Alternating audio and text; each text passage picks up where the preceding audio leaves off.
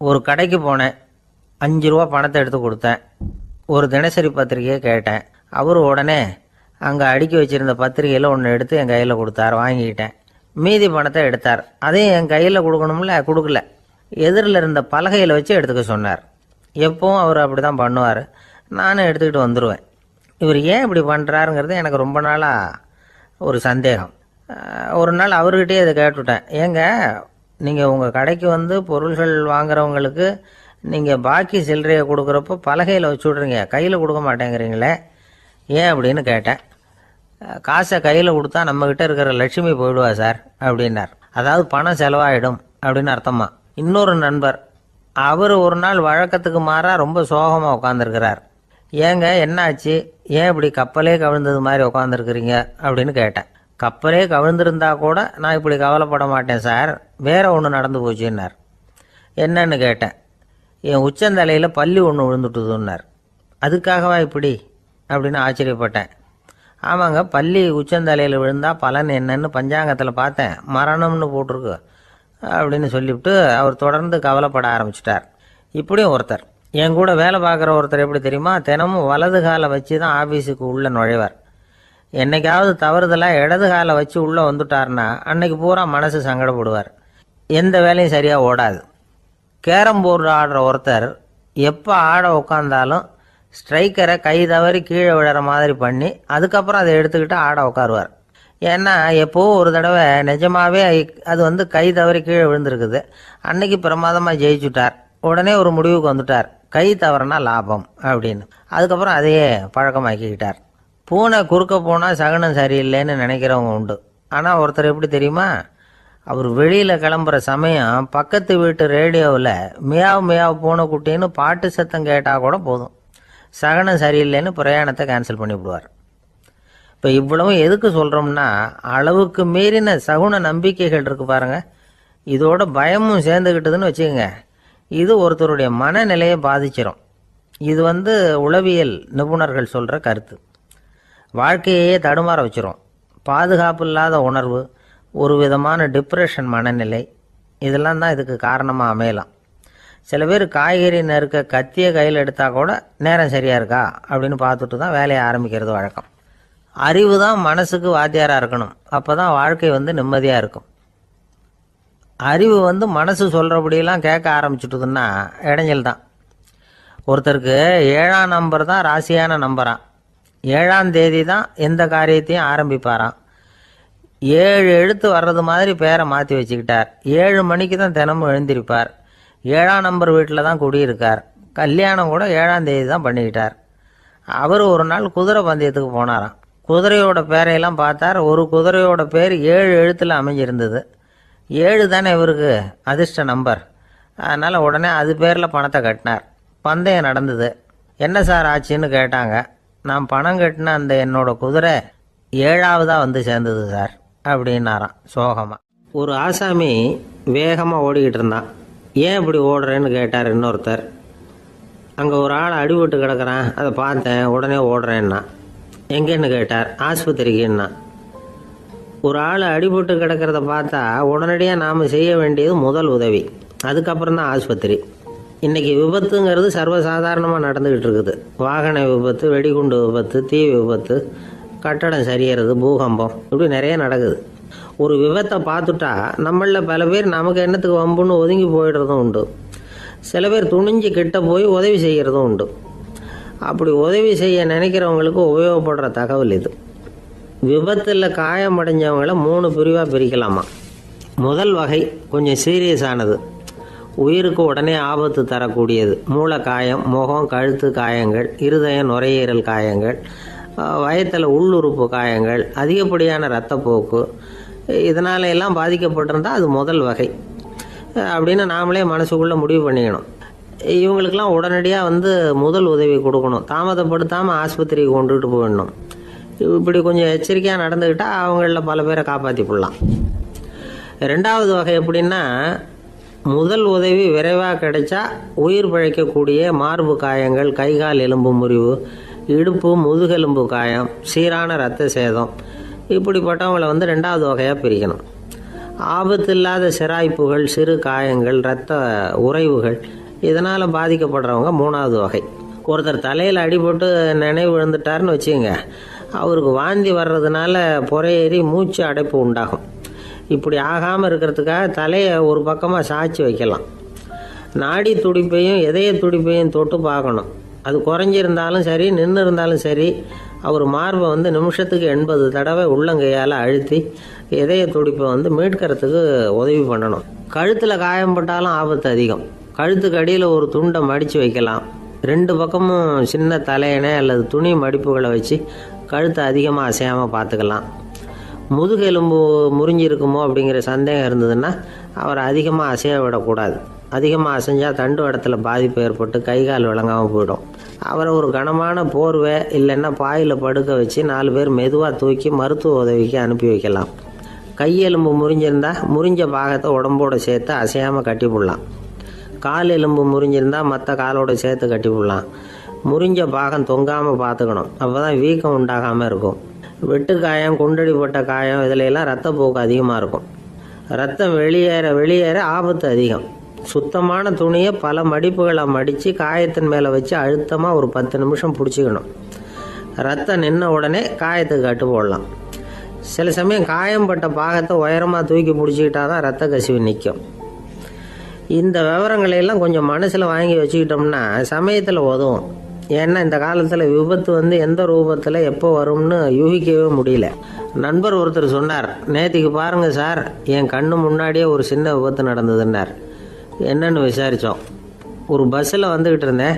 அந்த பஸ்ஸில் பின்பக்கம் படி ஓரமாக நின்றுக்கிட்டு இருந்த ஒருத்தர் ரோட்டில் விழுந்துட்டார். டிரைவர் அதை கவனிக்கலை, நிறுத்தாமல் அவர் பாட்டுக்கு போகிறாருனார். கண்டக்டர் உடனே விசில் கொடுத்து பஸ்ஸை நிறுத்த வேண்டியது தானே அப்படின்னோம். அதுதான் சார் முடியாமல் போச்சுன்னார் அவர். ஏன்னு கேட்டாங்க. தவறி கீழே விழுந்ததே அந்த கண்டக்டர் தான் சார் அப்படிங்கிறார். இந்த உலகத்தில் உண்மையாகவே வேதாந்தம் பேசுகிறவங்களும் உண்டு. உள்ளுக்குள்ளே வேற மாதிரி இருந்துக்கிட்டு வெளியில் வேதாந்தம் பேசுகிறவங்களும் உண்டு. ஒரு ஆள் இருந்தார். அவரும் ஒரு கடை வச்சு வியாபாரம் பண்ணிக்கிட்டு இருந்தார். மகா கஞ்சன், யாருக்கும் எந்த உதவியும் செய்ய மாட்டார். எச்சில் கையென்ன ஈர கையை கூட உதற மாட்டார். அப்படிப்பட்ட மனுஷன். அந்த ஊருக்கு ஒரு முனிவர் வந்துக்கிட்டு இருந்தார். வருஷத்துக்கு ஒரு தடவை வருவார். 1 நாள் 2 நாள் இருப்பார், அப்புறம் போயிடுவார். அந்த முனிவர் வர்றப்போலாம் இந்த ஆள் எழுந்திரிச்சு ஓடி போய் அவரை வரவேற்பான். ரொம்ப பெரிய வேதாந்தி மாதிரி அவர்கிட்ட பேசிக்கிட்டு இருப்பான். காயமே இது பொய், வெறும் காற்றடைத்த பையும்மா, தர்மம் தலைகாக்கும்மா. பணம் என்ன சார் பணம், இன்னைக்கு ஒருத்தன் கையில் இருக்கும், நாளைக்கு ஒருத்தன் கையில் இருக்கும், எல்லாம் மாயம். எனக்கு தான் இன்னமும் இந்த சம்சார பந்தத்திலிருந்து விடுபடுறதுக்கு நேரம் வரலேம்மா. அந்த முனிவரும் இந்த ஆள் இப்படி சொல்கிறத கேட்ட உடனே, ஏப்பா அப்படி சொல்கிற, இப்போ கூட நீ சரின்னு சொல்லு, உனக்கு தீட்சை கொடுத்து இதிலிருந்து விடுபடுற ஞானத்தை போதிக்கிறேன் பார். உடனே அந்த ஆள் என்ன சொல்லுவான் தெரியுமா? ஐயோ சாமி, இப்போ அது எப்படிங்க முடியும்? பிள்ளைங்கள்லாம் சின்ன சிறுசுங்க, அதுகளுக்கெல்லாம் ஒரு கல்யாணம் காட்சின்னு செஞ்சு கடமையை முடிச்சுட்டா நீங்கள் சொல்கிறபடி செஞ்சு விடலாமா. சரி, இன்னும் முனிவர் போயிடுவார். அடுத்த வருஷம் வருவார். இவன் வழக்கம் போல் வேதாந்தம் பேசுவான். சரி, தீட்சை கொடுக்குறேன் வா அம்பார். பேரம்பேத்தியை பார்க்கணும், கோர்ட்டில் கேஸ் ஒன்று இருக்குது, அது முடியணும் அப்படின்னு தயங்க ஆரம்பிச்சிருவான். எல்லாம் சொல்லுவான், ஆனால் குடிக்கிறதுக்கு தண்ணி கூட கொடுக்க மாட்டான். ரொம்ப வருஷம் கழித்து மறுபடியும் ஒரு நாள் அந்த ஊருக்கு முனிவர் வந்தார். இவன் கடைக்கும் வந்தார். அப்புறம் அங்கே கல்லாவில் நம்ம ஆள் இல்லை, அவன் புள்ள தான் உட்காந்துருக்கிறான். அப்பாவை போலவே புள்ளையும் எழுந்திரிச்சு ஓடியாந்து முனிவரை வரவேற்றான். அப்பா எங்கன்னு விசாரிச்சார் முனிவர். ஐயோ, அதை ஏன் கேட்குறீங்க சாமி, உங்ககிட்ட தீட்சை வாங்கி இந்த சம்சார பந்தத்திலேருந்து விடுதலை பெறணும்னு சொல்லிக்கிட்டே இருப்பார். அது நிறைவேறாமலே போய் சேர்ந்துட்டார். போன மாதம் ஒரு நாள் திடீர்னு நெஞ்சு வலிக்குதுன்னார், அவ்வளவுதான் போட்டுன்னு போயிட்டார் அப்படின்னு புலம்புனான் பையன். இதை கேட்டதும் முனிவர் சிரிச்சாரான். அவன் எங்கடா போவான், உன் அப்பா எங்கேயும் போகல, இதோ வாழை ஆட்டிக்கிட்டு உன் காலடியிலே இருந்துகிட்டு இருக்கான் பார் அப்படின்னு சொல்லி அங்கே நின்றுக்கிட்டு இருந்த ஒரு நாயை சுட்டி காட்டினாரான். என்ன சாமி சொல்கிறீங்க அப்படின்னு ஆச்சரியமாக கேட்டிருக்கான் பையன். உடனே முனிவர் அந்த நாயோட தலையில் ஒரு தட்டு தட்டி பேசுகிறா அப்படின்னாரான். உடனே அந்த நாய் வேதாந்தம் பேச ஆரம்பிச்சுட்டு தான். காயமே இது போய் வெறும் காற்றடைத்த பை அப்படின்னு தான். முனிவர் சொன்னார், அடே இப்போவும் ஒன்றும் கெட்டு போகல, நீ விரும்புனா சொல்லு, உனக்கு தீட்சை கொடுத்து என் பின்னாடியே அழைச்சிட்டு போயிடுறேன், அங்கே அழைச்சிட்டு போய் உனக்கு ஞானத்தை போதிக்கிறேன், வர்றியா அப்படின்னு கேட்டிருக்கார். உடனே அந்த நாய் சொல்லிச்சான், ஐயோ அதை ஏன் கேட்குறீங்க சாமி, நான் உண்ணாமல் தின்னாமல் ஏராளமான சொத்து சேர்த்து வச்சுட்டேன். என் பிள்ளைங்க அதோட பெருமை தெரியாமல் ராத்திரி நேரம்லாம் கதவை திறந்து போட்டுட்டு தூங்கிடுவாங்க. அதனால் இப்படி நாயாக பிறந்து ராத்திரி பகலாக சுற்றி சுற்றி வந்து காவல் காத்துக்கிட்டு கிடக்கிறேன். இப்போ எப்படி சாமி வர முடியும் அப்படின்னு கேட்டுதான். அறியாமையிலேயே சுகம் கண்டு இப்படி இருக்கிற ஆளுங்களுக்கு எப்படி விடுதலை கிடைக்கும், எப்போ விடுதலை கிடைக்கும் அப்படின்னு கேட்குறார் தசாவதானி திருக்குறள் பேர் ராமையா. அவர் கேட்குறது நியாயம் தானே. இந்த காலத்து பையன் ஒருத்தன் அப்பா கிட்ட சொன்னான், அப்பா இன்னைக்கு நான் 1 ரூபா மிச்சப்படுத்தி விட்டேன் அப்படின்னு. நானும் அப்படியா என்னடா பண்ணேன்னு கேட்டிருக்கார் அப்பா. டவுன் பஸ்ஸில் ஏறாமல் அது பின்னாடியே ஓடியாந்தேன், 1 ரூபா மிச்சம் தானே அப்படின்றான். அட பாவி, ஒரு ஆட்டோ பின்னாடி ஓடியாந்துருந்தா 10 ரூபா மிச்சமாயிருக்குமே, வேஸ்ட் பண்ணிட்டியே அப்படின்னாராம் அந்த அப்பா. ஒரு ஊரில் ஒரு சித்தர் இருந்தார், சூஃபி சித்தர். அவர் ஞானம் பெற்ற ஒரு சித்தர். ஒரு நாள் அந்த நாட்டு மன்னன் அவரை பார்க்கறதுக்காக வந்தான். என்ன வேணும் உனக்குன்னு கேட்டார். நான் கடவுளை பார்க்கணும், அதுக்கு நீங்கள் தான் உதவி பண்ணணும் அப்படின்னா அவன். சித்தர் கொஞ்சம் யோசனை பண்ணார். சரி போயிட்டு நாளைக்கு வாடினார். அதே மாதிரி மன்னன் போயிட்டு அடுத்த நாள் வந்தான். இங்கே நீ என்னோட 1 வாரம் தங்கியிருக்க வேண்டியிருக்கும்னார். சரின்னா ஒரு பிச்சை பாத்திரத்தை தூக்கி கையில் கொடுத்தார். அவனுக்கு ஒன்றும் புரியல, இருந்தாலும் வாங்கிட்டான். வாங்கிட்டு இதை என்ன செய்யணும் அப்படின்னு கேட்டான். இதை ஒன்றும் செய்ய வேணாம், இதை எடுத்துக்கிட்டு பக்கத்தில் உள்ள கிராமங்களுக்கு போ, வீடு வீடாக பிச்சை எடுத்துக்கிட்டு வா. அப்படி வந்த பிறகு தான் உனக்கு சாப்பாடும் ஓய்வும் கிடைக்கும். 1 வாரம் இப்படி செய், அதுக்கப்புறம் 8வது நாள் நாம் கடவுளை பற்றி யோசிக்கலாம் அப்படின்னார். இப்படி ஒரு சொன்னதை கேட்டதும் அந்த அரசனுக்கு அதிர்ச்சி ஆயிட்டுது. ஒரு மாதிரி ஆயிட்டான். தன்னுடைய சொந்த நாட்டில் சொந்த குடிமக்கள்கிட்ட போய் பிச்சை எடுக்கிறதா அப்படின்னு யோசனை பண்ணி பார்த்தான். அதுக்கப்புறம் மெதுவாக அவன் அந்த சித்தரை பார்த்தான். ஐயா, சொந்த நாட்டிலேயே பிச்சை எடுக்கிறதுன்னா எனக்கு ஒரு மாதிரியாக இருக்குது, வெக்கமாக இருக்குது. நான் வேணும்னா வெளி தேசத்தில் எங்கேயாவது போய் பிச்சை எடுக்கவா அப்படின்னு கேட்டான். இதுக்கு அந்த சித்தர் ஒரு சம்மதிக்கலை. இதோ பாரு, உன்னால் பிச்சை எடுக்க முடியலன்னா பேசாமல் திரும்பி அரண்மனைக்கே போயிடு, அதுக்கப்புறம் கடவுளை பற்றியெல்லாம் பேசுறதுக்கு என்னை தேடிட்டு வரக்கூடாது அப்படின்னு விட்டார். மன்னன் தயங்கினான். இருந்தாலும் மனசை சரி பண்ணிட்டு சம்மதிச்சான். சரிங்க, 1 வாரம் இங்கே தங்குறேன், நீங்கள் சொல்கிறது மாதிரி பக்கத்து கிராமங்களுக்கு போகிறேன், வீடு வீடாக பிச்சை எடுக்கிறேன், வர்றேன் அப்படின்னா. 1 வாரம் தெரு தெருவாக பிச்சை பாத்திரத்தோடு அலைஞ்சான். சொந்த ஊரில் சொந்த குடிமக்கள்கிட்ட பிச்சை எடுத்தான். 7 நாள் முடிஞ்சுது. 8வது நாள் அந்த சித்தர் மன்னனை கூப்பிட்டார். இப்படி வாழ்னார். வந்தான். இனிமே நீ கடவுளை பற்றி என்கிட்ட கேட்கலாம்னார். இனிமே கேட்கறதுக்கு ஒன்றுமே இல்லை சுவாமின்னா இவன். 1 வார காலம் பிச்சை எடுத்த பிறகு தான் கடவுளை காண முடியும் அப்படின்னு நான் கனவு கூட காணவில்லைன்னா. அப்படின்னா நீ பிச்சை எடுத்த காலத்தில் அப்படி என்னதான் நடந்தது அப்படின்னு கேட்டார் அவர். சுவாமி, 1 வார காலம் பிச்சை எடுத்ததில் என்னுடைய ஆணவம் அழிஞ்சுட்டுது. அது இப்போ இருக்கிற இடமே தெரியல. இப்போ அதை காணவே காணோம். பிச்சைக்காரனாக இருந்தப்போ பெற்றதை மன்னனாக இருக்கும்போது பெற முடியாதுங்கிறத புரிஞ்சுக்கிட்டேன் அப்படின்னா மன்னன். அடக்கம் பிறந்தவுடன் தெய்வீக கதவுகள் திறந்து கொள்ளுகின்றன அப்படிங்கிறார் ஓஷோ. நம்மால் ஒருத்தன் ஆணவம் அழியணுங்கிறதுக்காக ஒரு திருவோட்டை எடுத்துக்கிட்டு தெரு தெருவாக பிச்சை எடுக்க ஆரம்பித்தான். என்ன தெய்வீக கதவுகள் திறந்துதா அப்படின்னு கேட்டார் ஒருத்தர். தெய்வீக கதவு திறக்கிறதுக்கு முன்னாடியே எங்கள் வீட்டு கதவு சாத்திக்கிட்டுதுன்னா. என்னடா சொல்கிறேன்னார். இனிமேல் வீட்டுக்குள்ளேயே வர வேணாம், இதையே தொழிலாக வச்சுக்கோ அப்படின்னு எங்கள் வீட்டில் சொல்லிவிட்டாங்க சார் அப்படின்னா. ஒருத்தர் ரொம்ப கவலையோடு உட்காந்துருந்தார். எதை பற்றி சார் கவலைப்படுறீங்கன்னு கேட்டோம். எதிர்காலத்தை பற்றி கவலைப்படுறேன்னார். ஏன்னு கேட்டோம். என்ன பண்ணுறதுன்னே தெரியல சார், எதிர்காலம் ஒரே இருட்டாக இருக்குது, பாதையே புரியலன்னார். இன்னைக்கு நம்ம இளைஞர்கள் பல பேருக்கு எதிர்காலம் இருட்டாக தான் தெரியுது. அவங்கெல்லாம் இந்த கதையை கொஞ்சம் கேட்கணும்.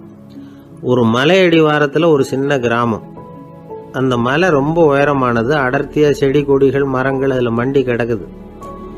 பகல் வேளையில் இருட்டாக தான் இருக்கும், அவ்வளோ அடர்த்தி. அந்த மலை உச்சியில் ஒரு கோவில். நாள் ராத்திரியே புறப்பட்டாதான் காலையில் அந்த கோயிலுக்கு போய் சேர முடியும். கிராமத்து இளைஞன் ஒருத்தன் அந்த மலை உச்சிக்கு போக வேண்டியிருந்தது. கையில் ஒரு விளக்கை எடுத்துக்கிட்டு நாள் ராத்திரியே புறப்பட்டான். புறப்பட்டு போனவன் கிராமத்து எல்லையிலேயே நின்றுட்டான். ஏன் தெரியுமா? அவன் கையில் இருந்த விளக்கோட வெளிச்சம் 10 அடி தூரத்துக்கு தான் தெரியுது. அது வரைக்கும் தான் பாதை தெளிவாக இருக்குது. அதுக்கு அப்பால எல்லாம் ஒரே இருட்டாக இருக்குது, பாதை புரியல.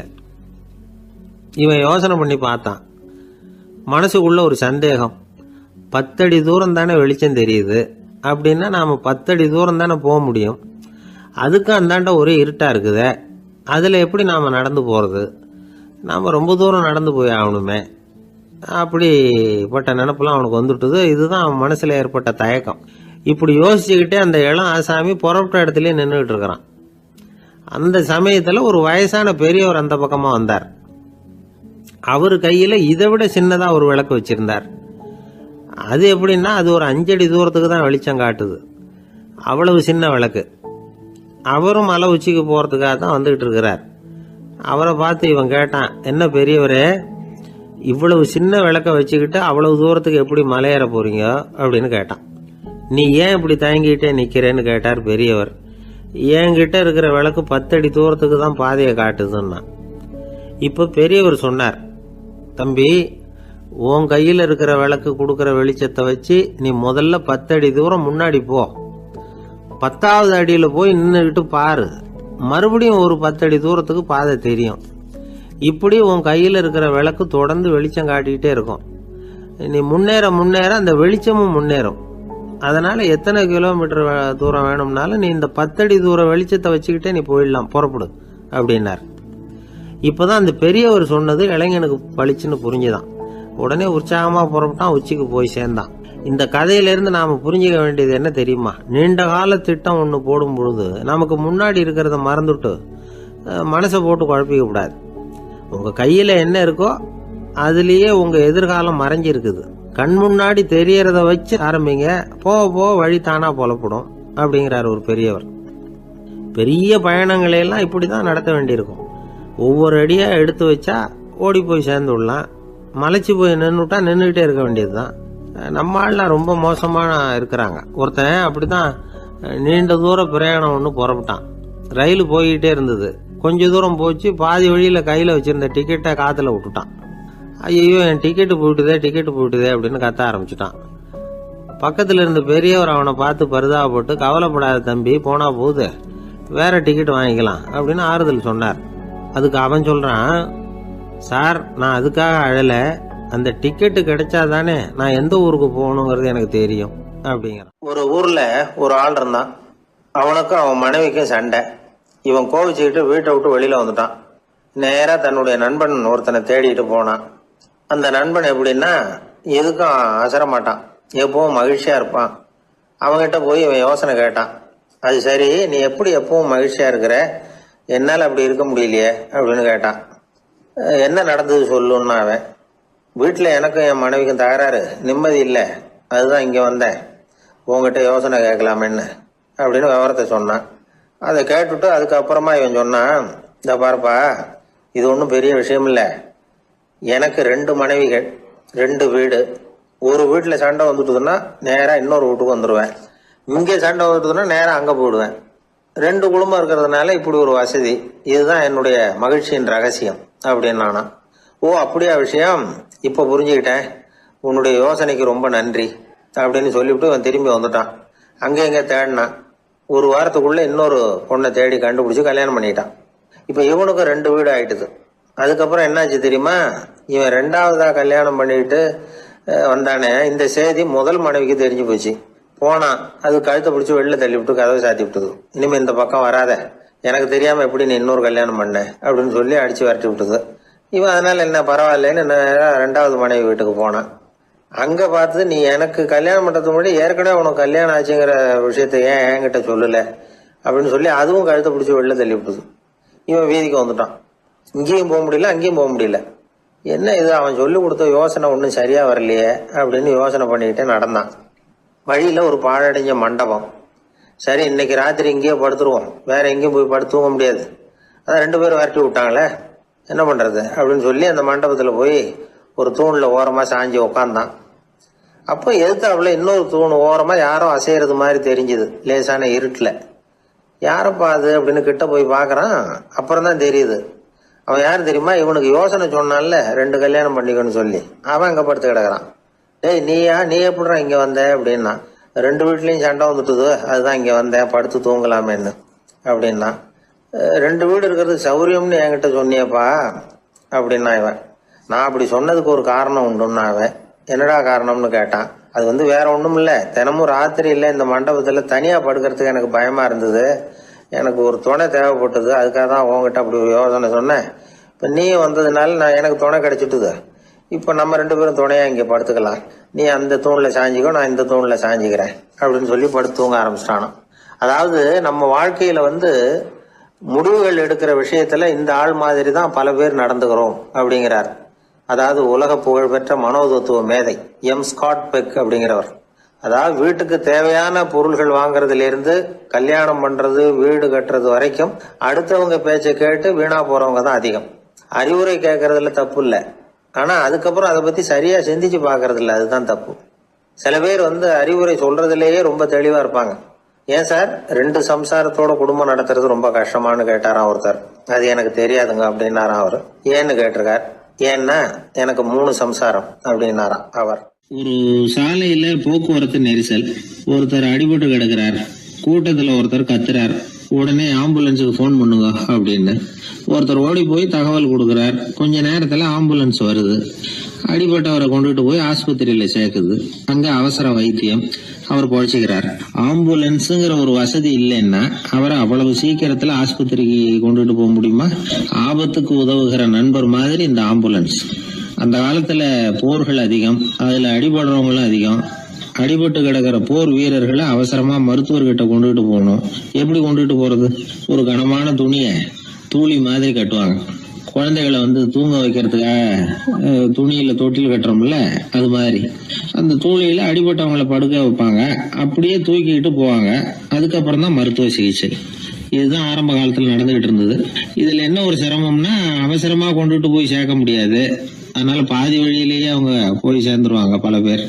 சரி, கொஞ்சம் சீக்கிரமா அவங்கள கொண்டுட்டு போறதுக்கு என்ன வழி அப்படின்னு யோசனை பண்ணாங்க. குதிரை மேல ஏத்தி கொண்டுட்டு போனா என்ன அப்படின்னு ஒரு யோசனை. அது மாதிரியே செஞ்சு பார்த்தாங்க. அது இன்னமும் ஆபத்தா போட்டுது. குதிரை ஓடுற வேகத்துக்கும் அது போடுற குலுக்கலுக்கும் அடிபட்டு கிடக்கிறவனால ஈடு கொடுக்க முடியுமா? அலுங்காம குலுங்காம கொண்டுட்டு போக வேண்டிய விஷயம் இல்லை இது. சரி, குதிரை முதுகுல அவனை கொண்டுட்டு போக வேணாம், குதிரை வண்டியில கொண்டுட்டு போனா என்ன? 4 சக்கரம் உள்ள ஒரு குதிரை வண்டியை தயார் பண்ண வேண்டியது.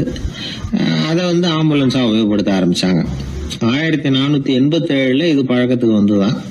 இது கொஞ்சம் சௌரியமா தெரிஞ்சுது. அதனால 1792 வரைக்கும் இந்த முறை தான் நீடிச்சுதான். ஒரு பிரெஞ்சு மருத்துவர், அவர் பேர் பேரன் டொமினிக். அவர் என்ன பண்ணாருன்னா, குதிரை வண்டியில படுக்கை வசதியை ஏற்படுத்தினார். முதல் உதவி செய்யறதுக்கு தேவையானதையெல்லாம் அதுல வச்சார். எங்கேயாவது ஒருத்தர் காயம் போட்டிருக்காருன்னு தெரிஞ்சதுன்னா அங்கேயே போய் வேண்டிய உதவிகளை பண்ணார். தன்னார்வ தொண்டர்களையும் இந்த பணியில அவர் ஈடுபடுத்தினாராம். 1864 ஜெனீவா ஒப்பந்தம் ஏற்பட்டது இல்லையா, அப்பதான் ஆம்புலன்ஸ் சர்வீஸுக்கு மோட்டார் வாகனங்களையும் பயன்படுத்தலாம் அப்படின்னு முடிவு பண்ணிருக்கிறாங்க. அந்த சமயத்துல இன்னொரு விதமான ஆம்புலன்ஸ் சேவையும் நடந்துதான். அதாவது ராட்சத பலூன்கள் இருக்குல்ல, அதையெல்லாம் ஆம்புலன்ஸா பயன்படுத்தி இருக்கிறாங்க. முதல் தடவையா அமெரிக்காவில் 1930 தான் ஒரு முழுமையான ஆம்புலன்ஸ் வாகனம் நடமாட ஆரம்பிச்சுதான். அதாவது அதுல ஆக்சிஜன் சிலிண்டர் இருக்கும், ட்ரிப்ஸ் மாதிரி அவசர தேவை உபகரணங்கள் இருக்கும், ஒரு மருத்துவர் இருப்பார், ஒரு நர்ஸ் இருப்பாங்க. இப்படிப்பட்ட ஒரு ஆம்புலன்ஸ் வசதி வந்த பிறகுதான் பல உயிர்களை காப்பாற்றக்கூடிய ஒரு நல்ல வாய்ப்பு ஏற்பட்டது. இப்பெல்லாம் இந்த ஆம்புலன்ஸ் சேவை எவ்வளவோ முன்னேற்றம் கண்டிருக்கு. மோட்டார் வாகனம் மட்டும் இல்ல, படகு, ஹெலிகாப்டர், விமானங்கள் இதெல்லாம் கூட இப்ப இந்த பணிக்கு ரொம்ப உபயோகமா இருக்கு. ஆபத்துல இருக்கிற ஒரு மனுஷனை பார்த்துட்டா உடனே அவனை காப்பாத்தணுங்கிற எண்ணம் இன்னொரு மனுஷனுக்கு ஏற்படத்தான் செய்யுது. அதனாலதான் காலம் ஏதோ கொஞ்சம் ஒழுங்கா ஓடிக்கிட்டு இருக்குது. அடிபட்டு கிடக்கிற ஒருத்தனை பார்த்த உடனே ஆம்புலன்ஸுக்கு போன் பண்ணத்தான் ஓடுவோம் யாரா இருந்தாலும். ஒரு ஆள் அடிபட்டு விழுந்தான், அதை பார்த்த உடனே ஒருத்தன் அவசரமா ஓடினான். கொஞ்ச நேரத்துல இன்னொருத்தரை கூட்டிட்டு அங்க நிக்கிறான். யாரா அது, உனக்கு தெரிஞ்ச டாக்டரா அப்படின்னு கேட்டிருக்காங்க. இல்லைங்க, அவன் என் கூட பிறந்த தம்பி. ஆக்சிடென்ட்னா எப்படி இருக்கும்னு ரொம்ப நாளா கேட்டுக்கிட்டு இருந்தான், நேர்ல பாக்கணும்னு ஆசைப்பட்டான், அதுக்கு தான் அவசரமா ஓடி போய் அவனை கூட்டிட்டு வந்தேன் அப்படின்னு நானும். ஒரு நீதிமன்றம், அங்கே ஒரு கொலை வழக்கு சம்பந்தமாக விசாரணை நடந்துக்கிட்டு இருக்குது. அந்த வழக்கறிஞர் ரொம்ப தீவிரமாக வாதாடிக்கிட்டு இருக்கிறார். தன்னுடைய கட்சிக்காரர் நிரபராதிங்கிறது அவருக்கு நல்லா தெரியும். அதனால தான் அவர் சார்பாக வாதாடுறதுக்கே ஒத்துக்கிட்டார். அப்படி அவர் மும்முரமாக வாதாடிக்கிட்டு இருக்கிற சமயத்தில் அவசரமாக தந்தி ஒன்று வந்து சேர்ந்தது. அதை வாங்கி படித்து பார்த்தார். அதுக்கப்புறம் அதை மடித்து தன்னுடைய கோட்டு பையில் வச்சுக்கிட்டு தொடர்ந்து வாதாட ஆரம்பிச்சிட்டார். பேசி முடித்தார். அதுக்கப்புறம் அங்கே கோர்ட்டில் இருந்த சக வக்கீல்கள் அவர்கிட்ட வந்தாங்க. தந்தி ஒன்று வந்ததே, என்ன விஷயம் அப்படின்னு விசாரிச்சாங்களாம். அப்போ அவர் சொல்லியிருக்கிறார், ஊரில் சிகிச்சைக்காக போயிருந்த என்னுடைய மனைவி இறந்து போனதாக தந்தி வந்திருக்குது அப்படின்னாராம். மற்ற வக்கீல்களுக்கு அதிர்ச்சி. என்னங்க இது, மனைவி இறந்ததை விட கேஸு முக்கியமாக உங்களுக்கு அப்படின்னு கேட்டிருக்கிறாங்க. இறந்து போன என் மனைவி மறுபடியும் திரும்பி வர போகிறதில்ல. ஆனால் என்னுடைய கட்சிக்காரர் ஒரு கொலை வழக்கில் மாட்டிக்கிட்டார். அவரும் நிரபராதி. அவர் உசுரை நான் காப்பாற்ற வேணாமா? இதுதான் என்னுடைய கடமை அப்படின்னாராம். இப்படி இவர் சொன்னதும் எல்லாரும் அப்படியே திகைச்சு போய் நின்றுட்டாங்களாம். சரி, கடமைக்கு முக்கியத்துவம் கொடுத்த அந்த வழக்கறிஞர் யார் தெரியுமா? அவர் தான் இரும்பு மனிதர் சர்தார் வல்லபாய் பட்டேல். குஜராத் மாநிலத்தில் 1875 அக்டோபர் 31 அன்றைக்கு ஜாவேரி பாய் அப்படிங்கிறவருக்கு 4வது பிள்ளையா அவர் பிறந்தாராம். இந்த ஜாவேரி பாய் யார் தெரியுமா? ஜான்சி ராணி லட்சுமி பாய் போர் படையில் ஒரு வீரராக பணிபுரிஞ்சவர். இளம் வயசில் வல்லபாய் பட்டேல் ரொம்ப சிரமப்பட்டு படிச்சிருக்கார். விடாமுயற்சி வெற்றியை கொடுத்தது. கல்லூரியிலையும் காலடி வச்சார். அதுக்கப்புறம் வக்கீல் பட்டத்தையும் வாங்கினார். பிரிட்டிஷ் ஆட்சி நடந்துக்கிட்டு இருந்த சமயம் குஜராத்தை சேர்ந்த பர்டோலி தாலுக்காவில் விவசாயிகள் மேலே அரசாங்கம் திடீர்னு நில வரியை வசதிப்பட்டு தான். ஏழை விவசாயிகள் ரொம்ப கஷ்டப்பட்டுருக்காங்க. அரசாங்கம் வரி செலுத்தாத விவசாயிகளின் நிலங்களையெல்லாம் ஜப்தி செஞ்சுதான். அரசாங்கத்தை எதிர்க்கிறவங்களையெல்லாம் கைது பண்ணி சிறையில் அடைச்சிட்டாங்களாம். சில பேர் வீடு வாசல் ஆடு மாட்டையெல்லாம் விற்று கூட வரி கட்ட வேண்டிய நிலைமைக்கு ஆளாயிட்டாங்க. வழக்கறிஞர் வல்லபாய் பட்டேல் நில வரியை உடனே ரத்து பண்ணணும் அப்படின்னு பம்பாய் கவர்னருக்கு ஒரு கடிதம் எழுதினார். எந்த பலனும் இல்லை. உடனே எல்லா விவசாயிகளையும் அணி திரட்டினார். அதுக்கு தானே தலைமை தாங்கினார். சத்தியாகிரகம் நடத்தினார். அந்த பகுதியில் எந்த வேலையும் நடக்கலை. வேறு வழி இல்லை. ஆட்சியாளர்கள் உடனே வரியை ரத்து பண்ணாங்க. சிறையில் இருந்தவங்களெல்லாம் வெளில விட்டாங்க. 1928 ஆகஸ்ட் 6 சர்க்காருக்கும் விவசாயிகளுக்கும் இடையில் ஒரு உடன்பாடு ஏற்பட்டது. அதுக்கப்புறம் தான் நிலைமை சரியாக போச்சான். வல்லபாய் பட்டேலின் பொது சேவையை பாராட்டின பொதுமக்கள் அவருக்கு சர்தார் அப்படிங்கிற பட்டத்தை கொடுத்தாங்களாம். சர்தார்னா தலைவர் அல்லது தளபதின்னு அர்த்தம். இரும்பு மனிதர்னு இவருக்கு பேர். இருந்தாலும் நகைச்சுவை உணர்வும் இவருக்கு நிறைய உண்டு. ஒரு தடவை ஒரு பத்திரிகை நிருபர் வந்திருக்கார். சர்தார் பட்டேல்கிட்ட அவருக்கு பிடிச்ச பண்பாடு கலாச்சாரம் எது அப்படின்னு கேட்கணும்னு ஆசை. அதனால் அவரை பார்த்து கேட்டாராம், ஏங்க உங்களுக்கு பிடிச்ச கல்ச்சர் எது அப்படின்னு கேட்டிருக்கார். இதுக்கு சர்தார் பட்டேல் சொன்ன பதில் என்ன தெரியுமா? எனக்கு பிடிச்ச கல்ச்சர் அக்ரிகல்ச்சர் அப்படின்னாராம். ஒரே ஒரு ஊர். அந்த ஊருக்கு பேர் கொடையாளிப்பட்டி. அந்த பேருக்கு தகுந்த மாதிரி தான் அந்த ஊர் மக்களும். யார் என்ன கேட்டாலும் இல்லைன்னு சொல்லாமல் கொடுப்பாங்க. கொடையாளிகள் நிறைந்த ஊர். இனாமா மட்டும் இல்லை, கடனாகவும் பணம் கொடுப்பாங்க. யாருக்காவது அவசரமாக பணம் தேவைப்பட்டதுன்னு வச்சுக்கோங்க, அந்த ஊருக்கு போய் வாங்கிக்கலாம். பத்திரம் தேவையில்லை, சாட்சி தேவையில்லை, ஜாமீன் தேவையில்லை, எந்த உத்தரவாதமும் கேட்காம பணம் கொடுத்துருவாங்க. நம்மளால் ஒருத்தனுக்கு பணம் தேவைப்பட்டது. சொந்த பந்தமெல்லாம் கேட்டு பார்த்தா யாரும் கொடுக்குற வழியாக தெரியல. எல்லாரும் அவங்கவுங்க சௌரியத்தை பார்க்குறவங்க, அடுத்தவங்க சௌரியத்தை பற்றி கவலைப்படாதவங்க. இவன் எல்லாரையும் கேட்டு பார்த்துட்டு சோர்ந்து போய் உக்காந்துட்டான். அந்த நேரம் தான் கொடையாளிப்பட்டியை பற்றி கேள்விப்பட்டான். அப்படி ஒரு ஊர் இருக்கிறது தெரிஞ்சதும் அந்த ஊருக்கு வழி கேட்டுக்கிட்டு ஒரு நாள் புறப்பட்டு போனான். வயல்காட்டு வழியாக போக வேண்டியிருந்தது. மெதுவாக நடந்து ஊர் எல்லைக்கு வந்துட்டான். 2 பக்கமும் விவசாய வேலைகள் மும்முரமாக நடந்துக்கிட்டு இருக்குது. ஏர் உழுதுகிட்டு இருக்கிறாங்க. அப்போ அங்கே ஒரு ஆளை பாம்பு கடிச்சுட்டுது. பக்கத்தில் வேலை செஞ்சுக்கிட்டு இருந்தவங்க ஓடி வந்தாங்க. அவசரமாக செய்ய வேண்டிய முதல் உதவியெல்லாம் செஞ்சு பார்த்தாங்க. பலன் இல்லை. அந்த ஆள் செத்து போட்டான். அவன் செத்து விட்டான்னு தெரிஞ்சதும் அவனை தூக்கி வரப்பு மேலே போட்டுட்டு எல்லாரும் அவங்கவுங்க வேலையை கவனிக்க ஆரம்பிச்சிட்டாங்க. அங்கே ஒரு ஆள் இவனை பார்த்து சொன்னான், ஐயா நீங்கள் போகிற வழியில் இவன் சொந்தக்காரன் இவனுக்கு சோறு கொண்டுகிட்டு வருவான். இவன் இங்கே செத்துட்டான்னு அவங்ககிட்ட சொல்லிவிடுங்க அப்படின்னா. இவனுக்கு ரொம்ப ஆச்சரியம். என்னடா இது, பாம்பு கடிச்சுட்டுதுன்னதும் பதறி அடிச்சுக்கிட்டு ஓடி வந்தாங்க, செத்துட்டான்னதும் பேசாமல் தூக்கி போட்டுட்டு போயிட்டாங்க அப்படின்னு நினச்சிக்கிட்டே நடந்து போகிறான். எதிரில் சோறு கொண்டுக்கிட்டு ஒரு ஆள் வந்தான். இவன் விவரத்தை சொன்னான். அங்கே அவங்க சொந்தக்காரன் பாம்பு கடிச்சு செத்து போட்டான் அப்படின்னா. அவன் கொஞ்ச நேரம் அமைதியாக நின்னான். அதுக்கப்புறமா அங்கேயே வரப்பில் உட்காந்து கொண்டுகிட்டு வந்த சோத்தை தானே சாப்பிட்டு முடித்தான். பேசாமல் எழுந்திரிச்சு திரும்பி போயிட்டான். கொஞ்சம் கூட பதறல, அழலை. இப்படியும் ஒரு ஊரா அப்படின்னு நினச்சி ஆச்சரியப்பட்டுக்கிட்டே இவன் ஊருக்குள்ளே போனான். ஒரு பெரிய மனுஷனை பார்த்து பணம் கேட்டான். அவரும் இவனோட பேரையும் ஊரையும் மட்டும் விசாரிச்சுக்கிட்டு தேவையான பணத்தை கொடுத்துட்டார். பணத்தை வாங்கிட்ட பிறகு தன்னுடைய மனசை அரிச்சுக்கிட்டு இருந்த அந்த விஷயத்தை பற்றி கேட்டான். ஐயா, வழியில் ஒருத்தன் செத்துட்டான், அவனை அப்படியே தூக்கி வரப்பில் போட்டுட்டு எல்லாரும் வயல்வெளி வேலைகளை பார்த்துக்கிட்டு இருக்கிறாங்களே அப்படின்னா. இதுக்கு அந்த பெரியவர் சொன்னார், ஆமாம் அப்படி தான் செய்வோம், வேலை முடிஞ்சு வீட்டுக்கு திரும்புகிறப்போ அவனை தூக்கிட்டு வந்து அடக்கம் பண்ணிடுவோம் அப்படின்னார். ரொம்ப ஆச்சரியமாக இருக்கே அப்படின்னா. ஏன் உங்கள் ஊரில் யாராவது செத்துட்டா என்ன பண்ணுவீங்க அப்படின்னு கேட்டார். என்ன இப்படி கேட்குறீங்க, எங்கள் ஊரில் எல்லாம் பணத்தை தூக்க விட மாட்டாங்க, ஒப்பாரி வைப்பாங்க, கட்டி புரண்டு அழுது புலம்பி தீர்த்துருவாங்க அப்படின்னா இவன். பெரியவர் பார்த்தார், அவங்ககிட்ட கொடுத்த பணத்தை லபக்குன்னு பறிச்சுக்கிட்டார், திருப்பி வாங்கிட்டார். இவன் பதறி போய் நிற்கிறான். அவர் சொன்னார், பணத்தையே விட மாட்டேன்னு கட்டுப்பிடிச்சி அழுதா நான் கொடுத்த பணத்தை மட்டும் எப்படி திருப்பி கொடுக்க போகிறேன், போயிட்டு வா அப்படின்னு விரட்டி விட்டாராம். இந்த கதையை நண்பர் ஒருத்தர் சொன்னார். கதை வேடிக்கையாக தெரிஞ்சால் கூட இதில் கருத்து உண்டு. பணம் பிணம் இது ரெண்டையுமே விடுறதுக்கு அவ்வளவு சுலபமாக மனம் வர்றதில்லை. இந்த ரெண்டு விஷயங்கள்லேயும் அறிவார்ந்த செயல்பாடு தேவை. ஒரு பேருந்து மரத்தில் மோதி விட்டுது, எல்லாரும் அடிபட்டு முனைகிட்டு கிடக்கிறாங்க. டிரைவர் கண்டக்டர் இவங்களுக்கும் அடி, அவங்களும் ஒரு பக்கம் கிடக்கிறாங்க. ஒரு மூலையில் கிடக்கிற ஒருத்தன் மெதுவாக முக்கி முனகி கண்டக்டர்னு சத்தம் போடுறான். கண்டக்டர் மெதுவாக நகர்ந்து அவங்ககிட்ட போய் என்னன்னு விசாரிக்கிறார். அவன் ரொம்ப சிரமப்பட்டு வாயை திறந்து ஒரு 15 காசு சில்லற பாக்கி அப்படின்னான். ஒரே ஒரு ஊரில் ஒரு ராஜா இருந்தார். அவர் பேரில் மக்களுக்கு ரொம்ப மரியாதை. அவ்வளவு நல்லா ஆட்சி புரிஞ்சுக்கிட்டு வந்தார். அவருக்கு வயசாயிட்டுது. அதனால் ஒரு நாள் அமைச்சரை கூப்பிட்டார். இதை பாருங்கள், எனக்கு வயசாயிட்டுது, அதனால் இந்த அரச பொறுப்பையெல்லாம் நீங்கள் ஏற்றுக்குங்க அப்படின்னார். அதுக்கப்புறம் ராணியை கூப்பிட்டார். வா, நாம் இனிமேல் இங்கே இருக்க வேணாம், காட்டுக்கு போய் தவம் பண்ணலாம் அப்படின்னு கூப்பிட்டார். இந்த செய்தி மக்களுக்கு அறிவிக்கப்பட்டது. மக்கள் உடனே கூட்டம் கூட்டமாக அரண்மனைக்கு வர ஆரம்பிச்சுட்டாங்க. மன்னரை போய் பார்க்குறாங்க.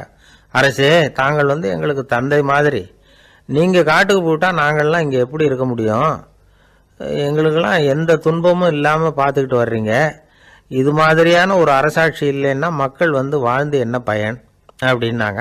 இருந்தாலும் என்ன பண்ணுறது, வயசாயிட்ட காரணத்தினால இந்த முடிவுக்கு வர வேண்டியிருக்குது அப்படின்னாரா ராஜா. அப்படின்னா நீங்கள் காட்டுக்கு போக வேணாம், நாங்கள் போகிறோம். நாங்கள் அங்கே போய் தவம் பண்ணுறோம், வழிபாடு பண்ணுறோம், கடவுள் வருவார், அவர்கிட்ட வரம் வாங்கிட்டு வந்துடுறோம் அப்படின்னாங்களாம். அப்படி சொல்லிவிட்டு உடனே எல்லாரும் காட்டுக்கு போனாங்க. நாட்டு மக்கள் எல்லாரும் ஒட்டு மொத்தமாக காட்டில் உட்காந்துக்கிட்டு தவம் பண்ணுறதை பார்த்தார் கடவுள். உடனே புறப்பட்டு வந்தார். எல்லாரும் இப்படி உட்காந்துருக்கிறீங்களே, என்ன வேணும் உங்களுக்கு அப்படின்னு கேட்டார். உடனே மக்கள் எல்லாரும் ஒரு குரலில் சொன்னாங்க, சுவாமி, எங்கள் மன்னன் ரொம்ப நாளைக்கு நல்லபடியாக இருக்கணும். அவர் மகிழ்ச்சியாகவும் உடல் நலத்தோடும் இருந்தாதான் நாங்கள் அமைதியாக வாழ முடியும் அப்படின்னாங்க. சரி, அதுக்கு என்ன செய்யணும் அப்படின்னார் ஆண்டவன். எங்கள் மன்னருக்கு இன்னும் ஒரு 100 வருஷம் ஆயுளை கொடுங்க அப்படின்னாங்க. அவ்வளவு தானே, சரி அப்படியே ஆகட்டும் அப்படின்னு சொல்லிவிட்டு ஆண்டவன் போயிட்டார். மக்கள் மகிழ்ச்சியோடு திரும்பி வந்தாங்க. மன்னா, கடவுள் வரம் கொடுத்துட்டார், நீங்கள் 100 வருஷம் வாழ போகிறீங்க அப்படின்னாங்க. இதை கேட்டதும் ராணி ராஜாவை வணங்கி நான் தவம் செய்ய போகிறேன் அப்படின்னு புறப்பட்டாங்க. உடனே மக்கள் என்ன நினச்சாங்க தெரியுமா? ஐயோ, நாம் ராஜாவுக்கு மட்டும்தானே நீண்ட ஆயுள் வேணும்னு வரம் வாங்கினோம், ராணிக்கு வாங்கலையே, அதுதான் கோபத்தில் புறப்பட்டாங்க போல இருக்கு அப்படின்னு நினச்சி வருத்தப்பட்டாங்க. ஆனால் ராணி நினச்சது அது இல்லை. ராணி போய் தவம் பண்ணாங்க, கடவுள் காட்சி கொடுத்தார். இவங்க கேட்குறாங்க, சுவாமி, ராஜாவுக்கு மட்டும் 100 வருஷம் ஆயுள்னு வரம் கொடுத்துட்டீங்க, அப்படின்னா குடிமக்களும் 100 வருஷம் இருக்கணும். இப்படிப்பட்ட குடிமக்கள் இல்லைன்னா அப்படிப்பட்ட அரசன் இருந்து என்ன பிரயோஜனம் அப்படின்னாங்களாம். ஆண்டவன் பார்த்தார். சரி, அவங்களும் 100 வருஷம் வாழ்வாங்க, அது மட்டும் இல்லை, நீயும் 100 ஆண்டு காலம் வாழ வரமளிக்கிறேன் அப்படின்னு சொல்லிவிட்டு மறைஞ்சிட்டார். இதில் ஆண்டவன் வர்றதும் மறையிறதும் முக்கியம் இல்லை. இதில் கவனிக்க வேண்டியது ஆள்கிறவனின் விசால மனம், குடிமக்களின் விசால மனம், ஆள்கிறவன் மனைவியினுடைய விசால மனம். இப்படி ஒரு நாடு இருந்துட்டுதுன்னா எப்படி இருக்கும் வாழ்க்கை நினச்சி பாருங்க. அதனால தான் பெரியவங்கள்லாம் சொல்கிறாங்க, இதய வாசல் திறந்தே இருக்கணும், இதயத்தின் கதவுகளை மூடாதீங்க அப்படின்னு சொல்லுவாங்க. என்கிட்ட ஒருத்தர் சொன்னார், என்னுடைய இதய வாசல் எப்பவும் திறந்தே தான் இருக்குதுன்னார். எதனால் அப்படி சொல்கிறீங்க அப்படின்னு கேட்டோம். டாக்டரே சொல்லிவிட்டார், என்னுடைய இதயத்தில் ஒரு ஓட்டை இருக்குது அப்படின்னு, வால்வு சரியில்லையா அப்படிங்கிறார். ஒரு ஊரில் ஒரு ராஜா இருந்தார்.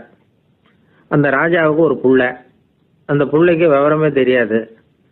அவன் ஒரு முட்டாளுங்கிறது எல்லாருக்கும் தெரியும். ஆனாலும் அவன் தான் அடுத்தபடியாக ஆட்சிக்கு வர வேண்டியவன். ஆட்சி பொறுப்பை ஏற்க வேண்டிய ஒருத்தன் இப்படி இருந்தால் என்ன பண்ணுறது அப்படிங்கிறது எல்லாருக்கும் உள்ள கவலை. மன்னர் அமைச்சர்களை கூட்டினார், ஆலோசனை கேட்டார் என்ன பண்ணலாம்னு.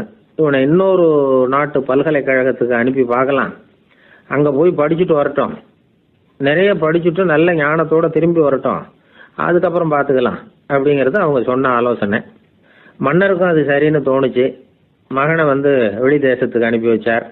இவனும் போனான், ஒரு பல்கலைக்கழகத்தில் சேர்ந்தான், நிறைய படித்தான். அதுக்கப்புறம் தந்தைக்கு ஒரு கடிதம் எழுதினான். தந்தையே, நான் நிறைய படிச்சுட்டேன், இனிமேல் நாடு திரும்பலாம்னு நினைக்கிறேன் அப்படின்னு எழுதினான். மன்னருக்கு ரொம்ப மகிழ்ச்சி. அதாவது புள்ள படிச்சுட்டான் அப்படிங்கிற ஆனந்தம். உடனே பையன் திரும்பி வர்றதுக்கு ஏற்பாடு பண்ணார். இளவரசன் நாடு திரும்பினான். அதை கொண்டாடுறதுக்காக அரண்மனையில் ஒரு பெரிய விருந்துக்கு ஏற்பாடு பண்ணியிருந்தாங்க. முக்கியமானவங்கள்லாம் அதில் கலந்துக்கிட்டாங்க. அந்த விருந்துக்கு முனிவர் ஒருத்தரும் வந்திருந்தார். அவர் இளவரசன் கிட்ட போய் உட்காந்து விசாரிக்கிறார். என்னப்பா, எப்படி படிச்சிருக்கிற அப்படின்னு கேட்டார். நிறைய படிச்சுட்டு வந்திருக்கிறேங்க அப்படின்னா. அவன் என்னெல்லாம் படித்த அப்படின்னாரான். எல்லாத்தையும் விவரமாக சொல்லியிருக்கிறான். அவன் அப்படி சொல்லிட்டு இருக்கும் பொழுதே முனிவர் என்ன பண்ணார், தன்னுடைய மோதிரத்தை கழட்டி உள்ளங்கையில் வச்சு அப்படியே மூடிக்கிட்டாரான். அப்படியே கையை நீட்டி அவன் முன்னாடி காட்டினார். இதை பாருப்பா, என் கைக்குள்ள என்ன இருக்கு சொல்லு பார்க்கலாம் அப்படின்னாரான். இளவரசன் ஒரு கணம் யோசிச்சான். அதுக்கப்புறம் உங்கள் கைக்குள்ள இருக்கிறது வட்டமான ஒரு பொருள், நடுவில் ஒரு துளை இருக்கும் அப்படின்னு நானான். முனிவர் திகைச்சு போட்டார். பையன் பெரிய அறிவாளி ஆகிட்டான் போல இருக்க அப்படின்னு நினச்சிட்டார். அதுக்கப்புறம் கேட்டார், சரி, என் கையில் இருக்கிறது வட்டமான பொருள், நடுவில் துளை இருக்குங்கிறத சொல்லிவிட்டேன், அதோட பேர் என்ன அதை சொல்லு அப்படின்னாராம். இளவரசன் கொஞ்சம் யோசனை பண்ணியிருக்கான்.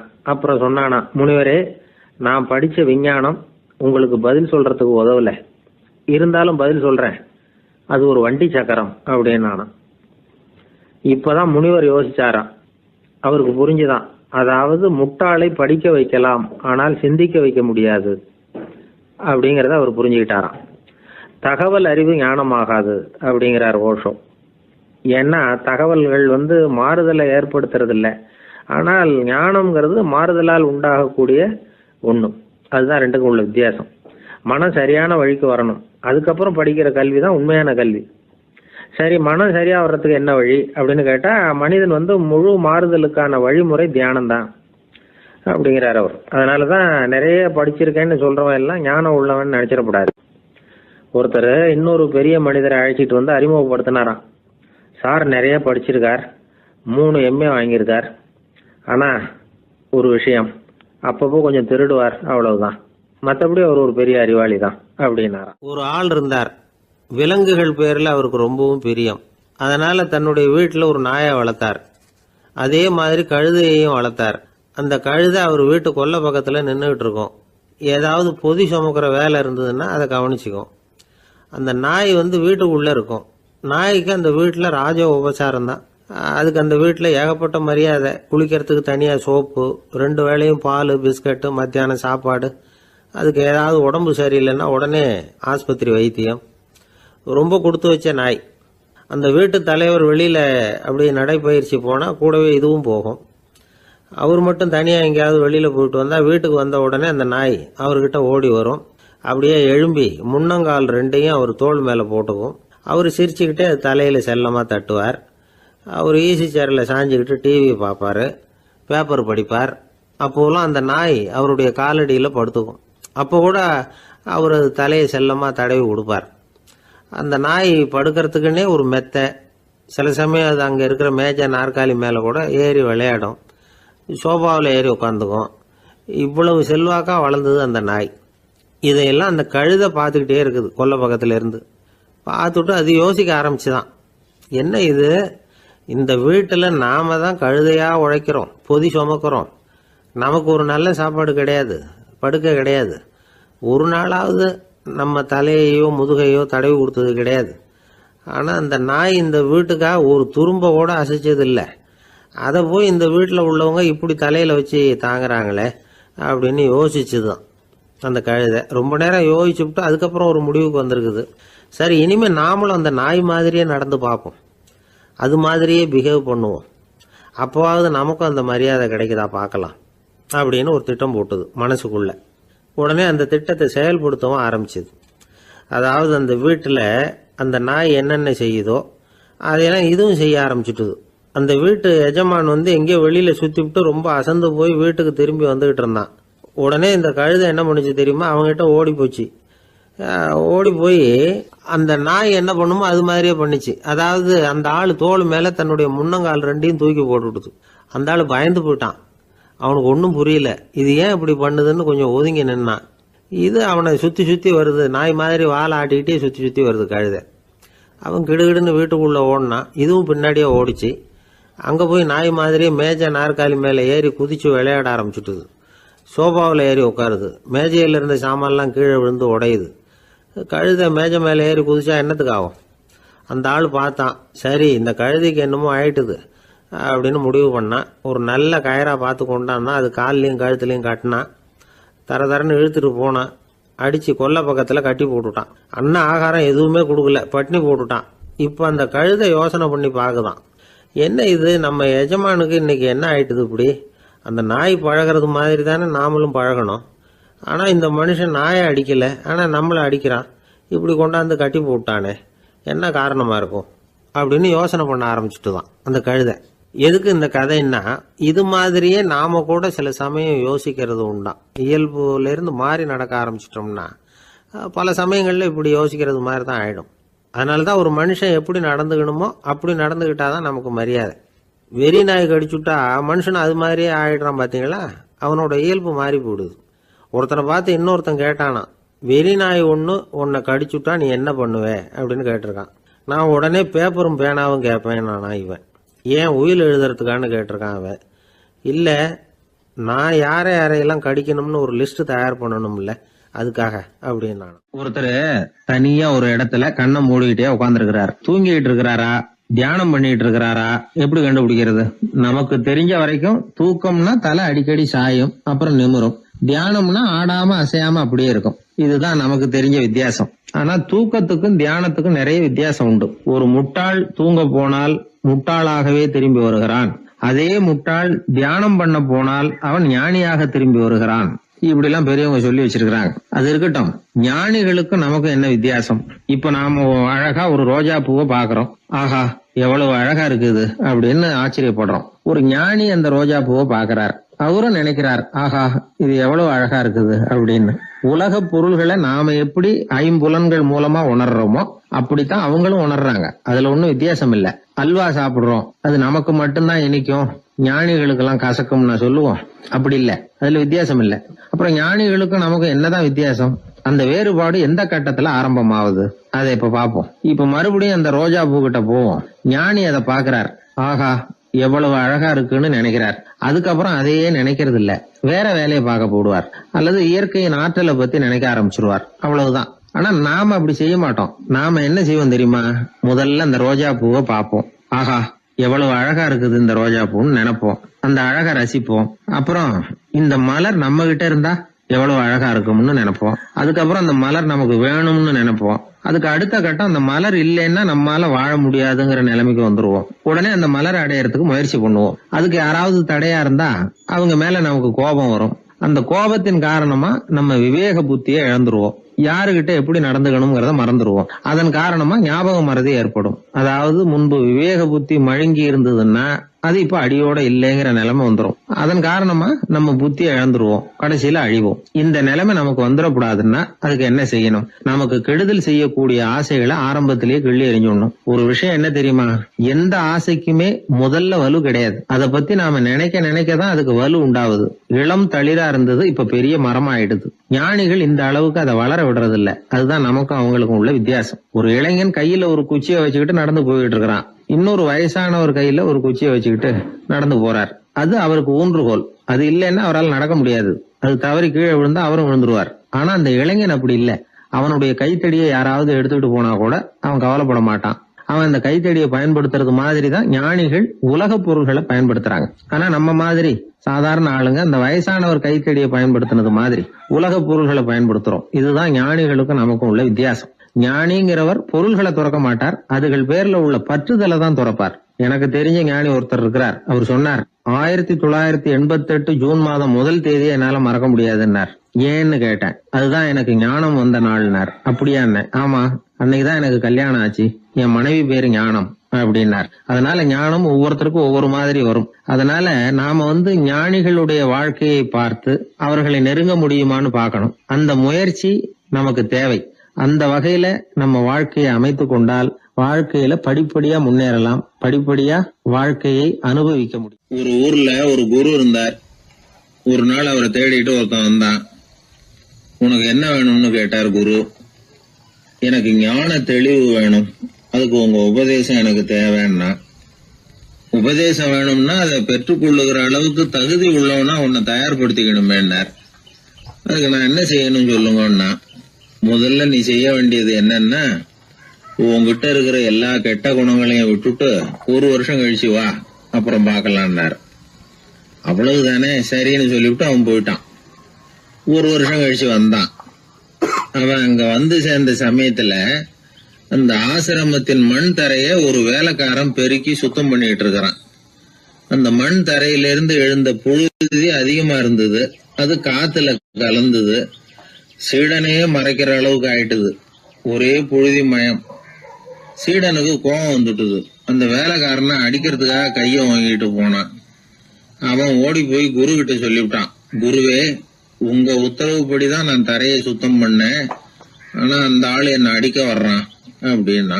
குரு பார்த்தார், அந்த சீடனை கூப்பிட்டார். இத பாருப்பா, உன்னுடைய எண்ணங்கள்ல பாம்பு புகுந்துட்டுது, அதையெல்லாம் விரட்டி அடிச்சுவிட்டு 1 வருஷம் கழிச்சு வா, அதுக்கப்புறம் பார்க்கலான்னுட்டார்.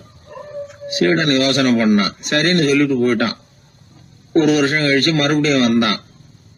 இப்போ அவன் வர்ற சமயத்துல அந்த வேலைக்காரன் என்ன பண்ணான் தெரியுமா? குரு கட்டளைப்படி தரையை பெருக்கினான். அப்புறம் அந்த புழுதியை எடுத்து வேணும்னே அந்த சீடன் மேல தூவினான். அவ்வளவுதான், சீடனுக்கு மகாகோவம் வந்துட்டுது. அந்த வேலைக்காரனை பிடிச்சி கண்ணாமண்ணான்னு திட்டிவிட்டான். வேலைக்காரன் குரு கிட்ட ஓடனான். ஐயா, அந்த ஆளு வாய்க்கு வந்தபடி எல்லாம் திட்டுறான் அப்படின்னா. குரு பார்த்தார். ஓ அப்படியா? அப்படின்னா இந்த தடவை பாம்புகள் கிடையாது, இப்போ அவன் இதயத்துக்குள்ள நுழைஞ்சிருக்கிறது நாய். அதை விரட்டி அடிச்சு விட்டு இன்னும் ஒரு வருஷம் கழிச்சு அவனை வர சொல், அப்புறம் பார்க்கலாம் அப்படின்னு சொல்லி அனுப்பி வச்சுட்டார்.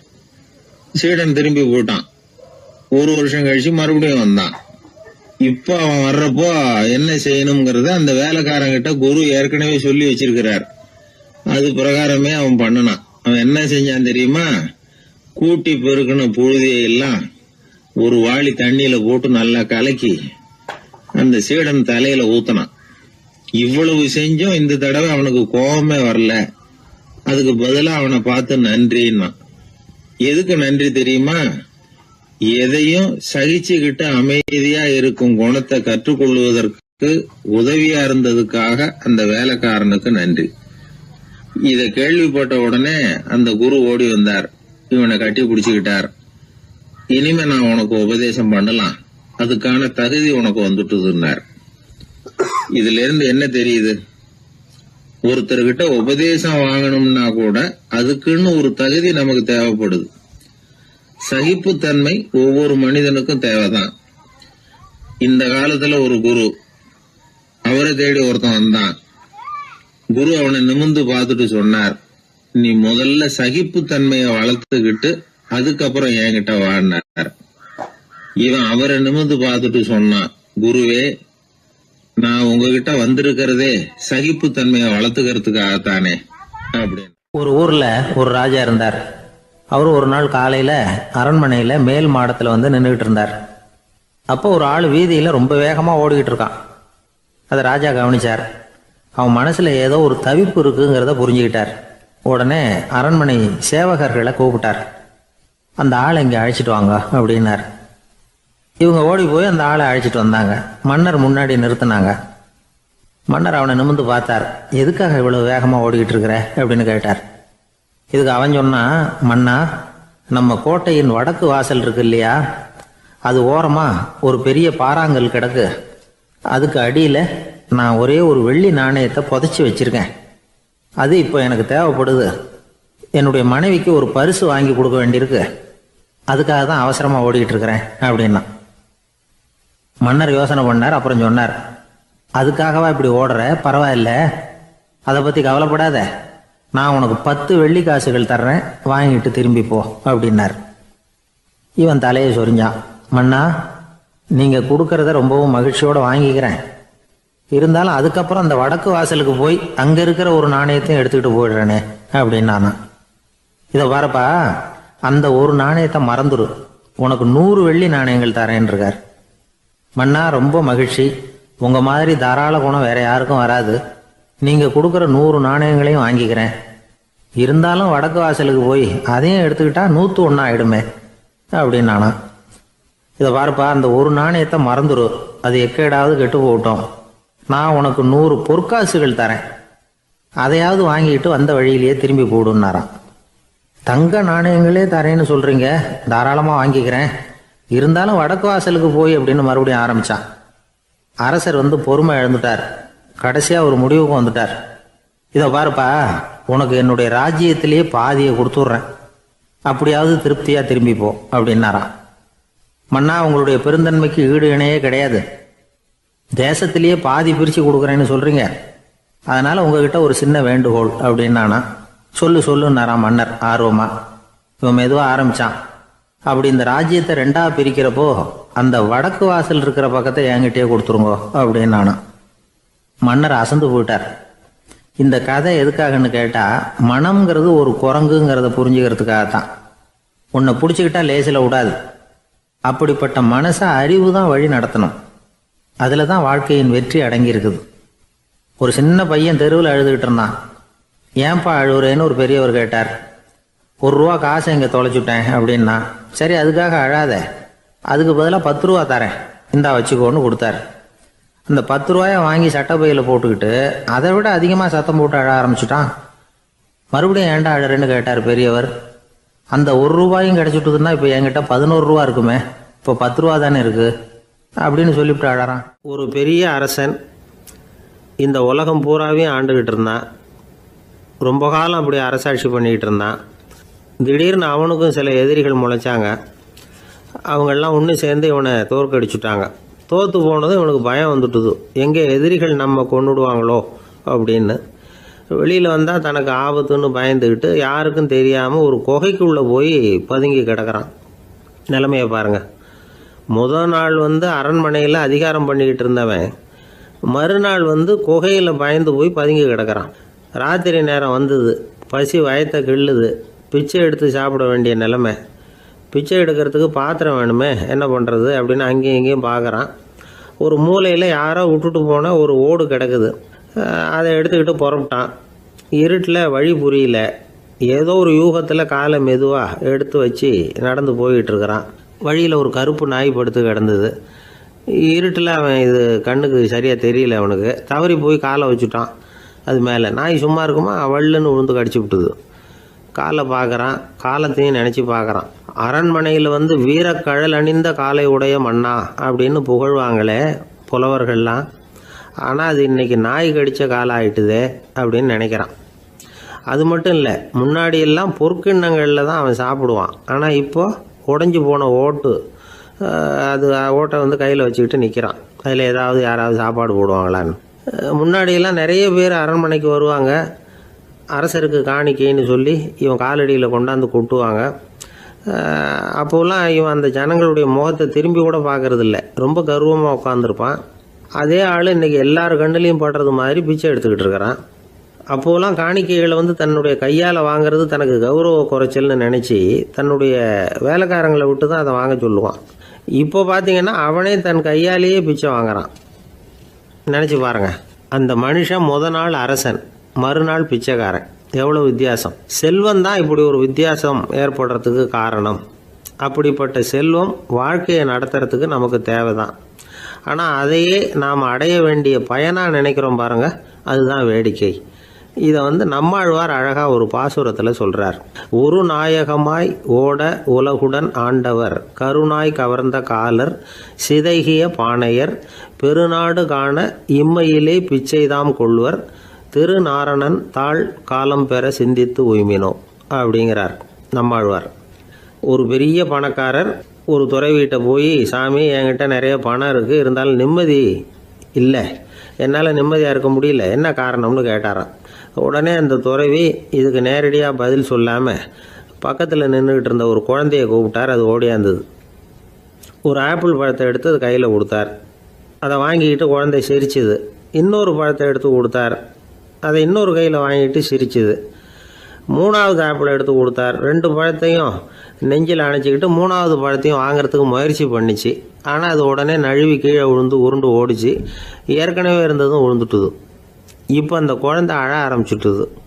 இப்போ அந்த துறவி பணக்காரர்கிட்ட சொன்னாராம், குழந்தைய கவனிச்சியா, 2 ஆப்பிள் போதும்னு அது நினச்சிருந்தா இப்போ அது அழ வேண்டிய அவசியம் வந்திருக்குமா அப்படின்னாராம். எதுவுமே அளவுக்கு மிஞ்சினா துன்பந்தான். இந்த காலத்தில் இதெல்லாம் யார் காதில் வாங்குறாங்க? ஒருத்தனை நல்ல வழிக்கு கொண்டு வரணும்னு நினச்சி அவனை கூப்பிட்டு உட்கார வச்சு இந்த கதையை சொல்லிகிட்டு இருந்தாங்க.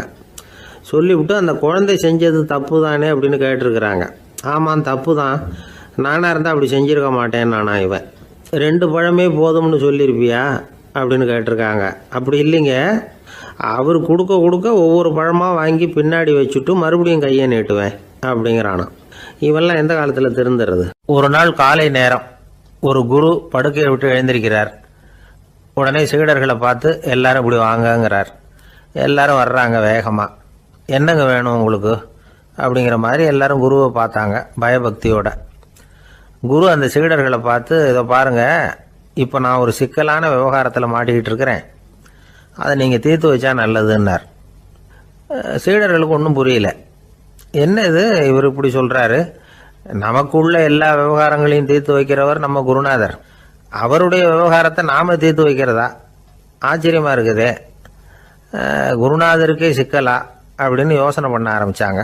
இருந்தாலும் ரொம்ப பணிவாக கேட்டாங்க, சுவாமி உங்களுக்கே சிக்கலா? இந்த உலகத்து சிக்கல்களுக்கும் சிரமங்களுக்கும் அப்பாற்பட்டவர் அல்லவா தாங்கள், அப்படிப்பட்ட உங்களுக்கு சிக்கல்னா அது எப்படி அப்படின்னாங்க. எனக்கு ஏற்பட்டிருக்கிற சிக்கல் அவ்வளவு பெருசு, ரொம்ப பெரிய விவகாரம் அது அப்படின்னார் குரு. கொஞ்சம் விவரமாக சொல்லுங்க அப்படின்னாங்க இவங்க. இப்போ அந்த குரு விவரத்தை சொன்னார். அதாவது நேற்று ராத்திரி நான் ஒரு கனவு கண்டேன். அந்த கனவில் நான் ஒரு பட்டாம்பூச்சியாக மாறிட்டேன். அப்படி மாறி ஒவ்வொரு மலராக பறந்து போய் உட்காந்து தேன் சாப்பிட்டேன் அப்படின்னார். சீடர்கள் இதை கேட்டதும் ரொம்ப திகைச்சு போயிட்டாங்க. என்ன இது ஒரு பெரிய பிரச்சனையா? ஒரு சாதாரண கனவு கண்டதுக்காகவா இந்த காலை வேளையில் நம்மளையெல்லாம் குருநாதர் இவ்வளவு அவசரமாக கூப்பிட்டுருக்கார் அப்படின்னு நினச்சாங்க. இருந்தாலும் கேட்டாங்க, இதில் என்ன சிக்கல் சுவாமி? கனவுங்கிறது எல்லாருக்கும் வரத்தானே செய்யும் அப்படின்னார் ஒரு சீடர். சீடர்களே, பிரச்சனை அது இல்லை. நான் இன்னைக்கு காலையில் கண்ணு முழிச்சு பார்த்தப்போ நான் நானாக மறுபடியும் மாறிட்டேங்கிறத தெரிஞ்சுக்கிட்டேன்.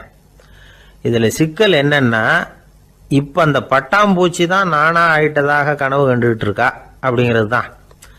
ஒரு மனுஷன் பட்டாம்பூச்சி ஆகிறதாக கனவு காண முடியுங்கிறப்போ அந்த பட்டாம்பூச்சியும் மனுஷனாக ஆகிறதாக கனவு காண முடியும் இல்லையா?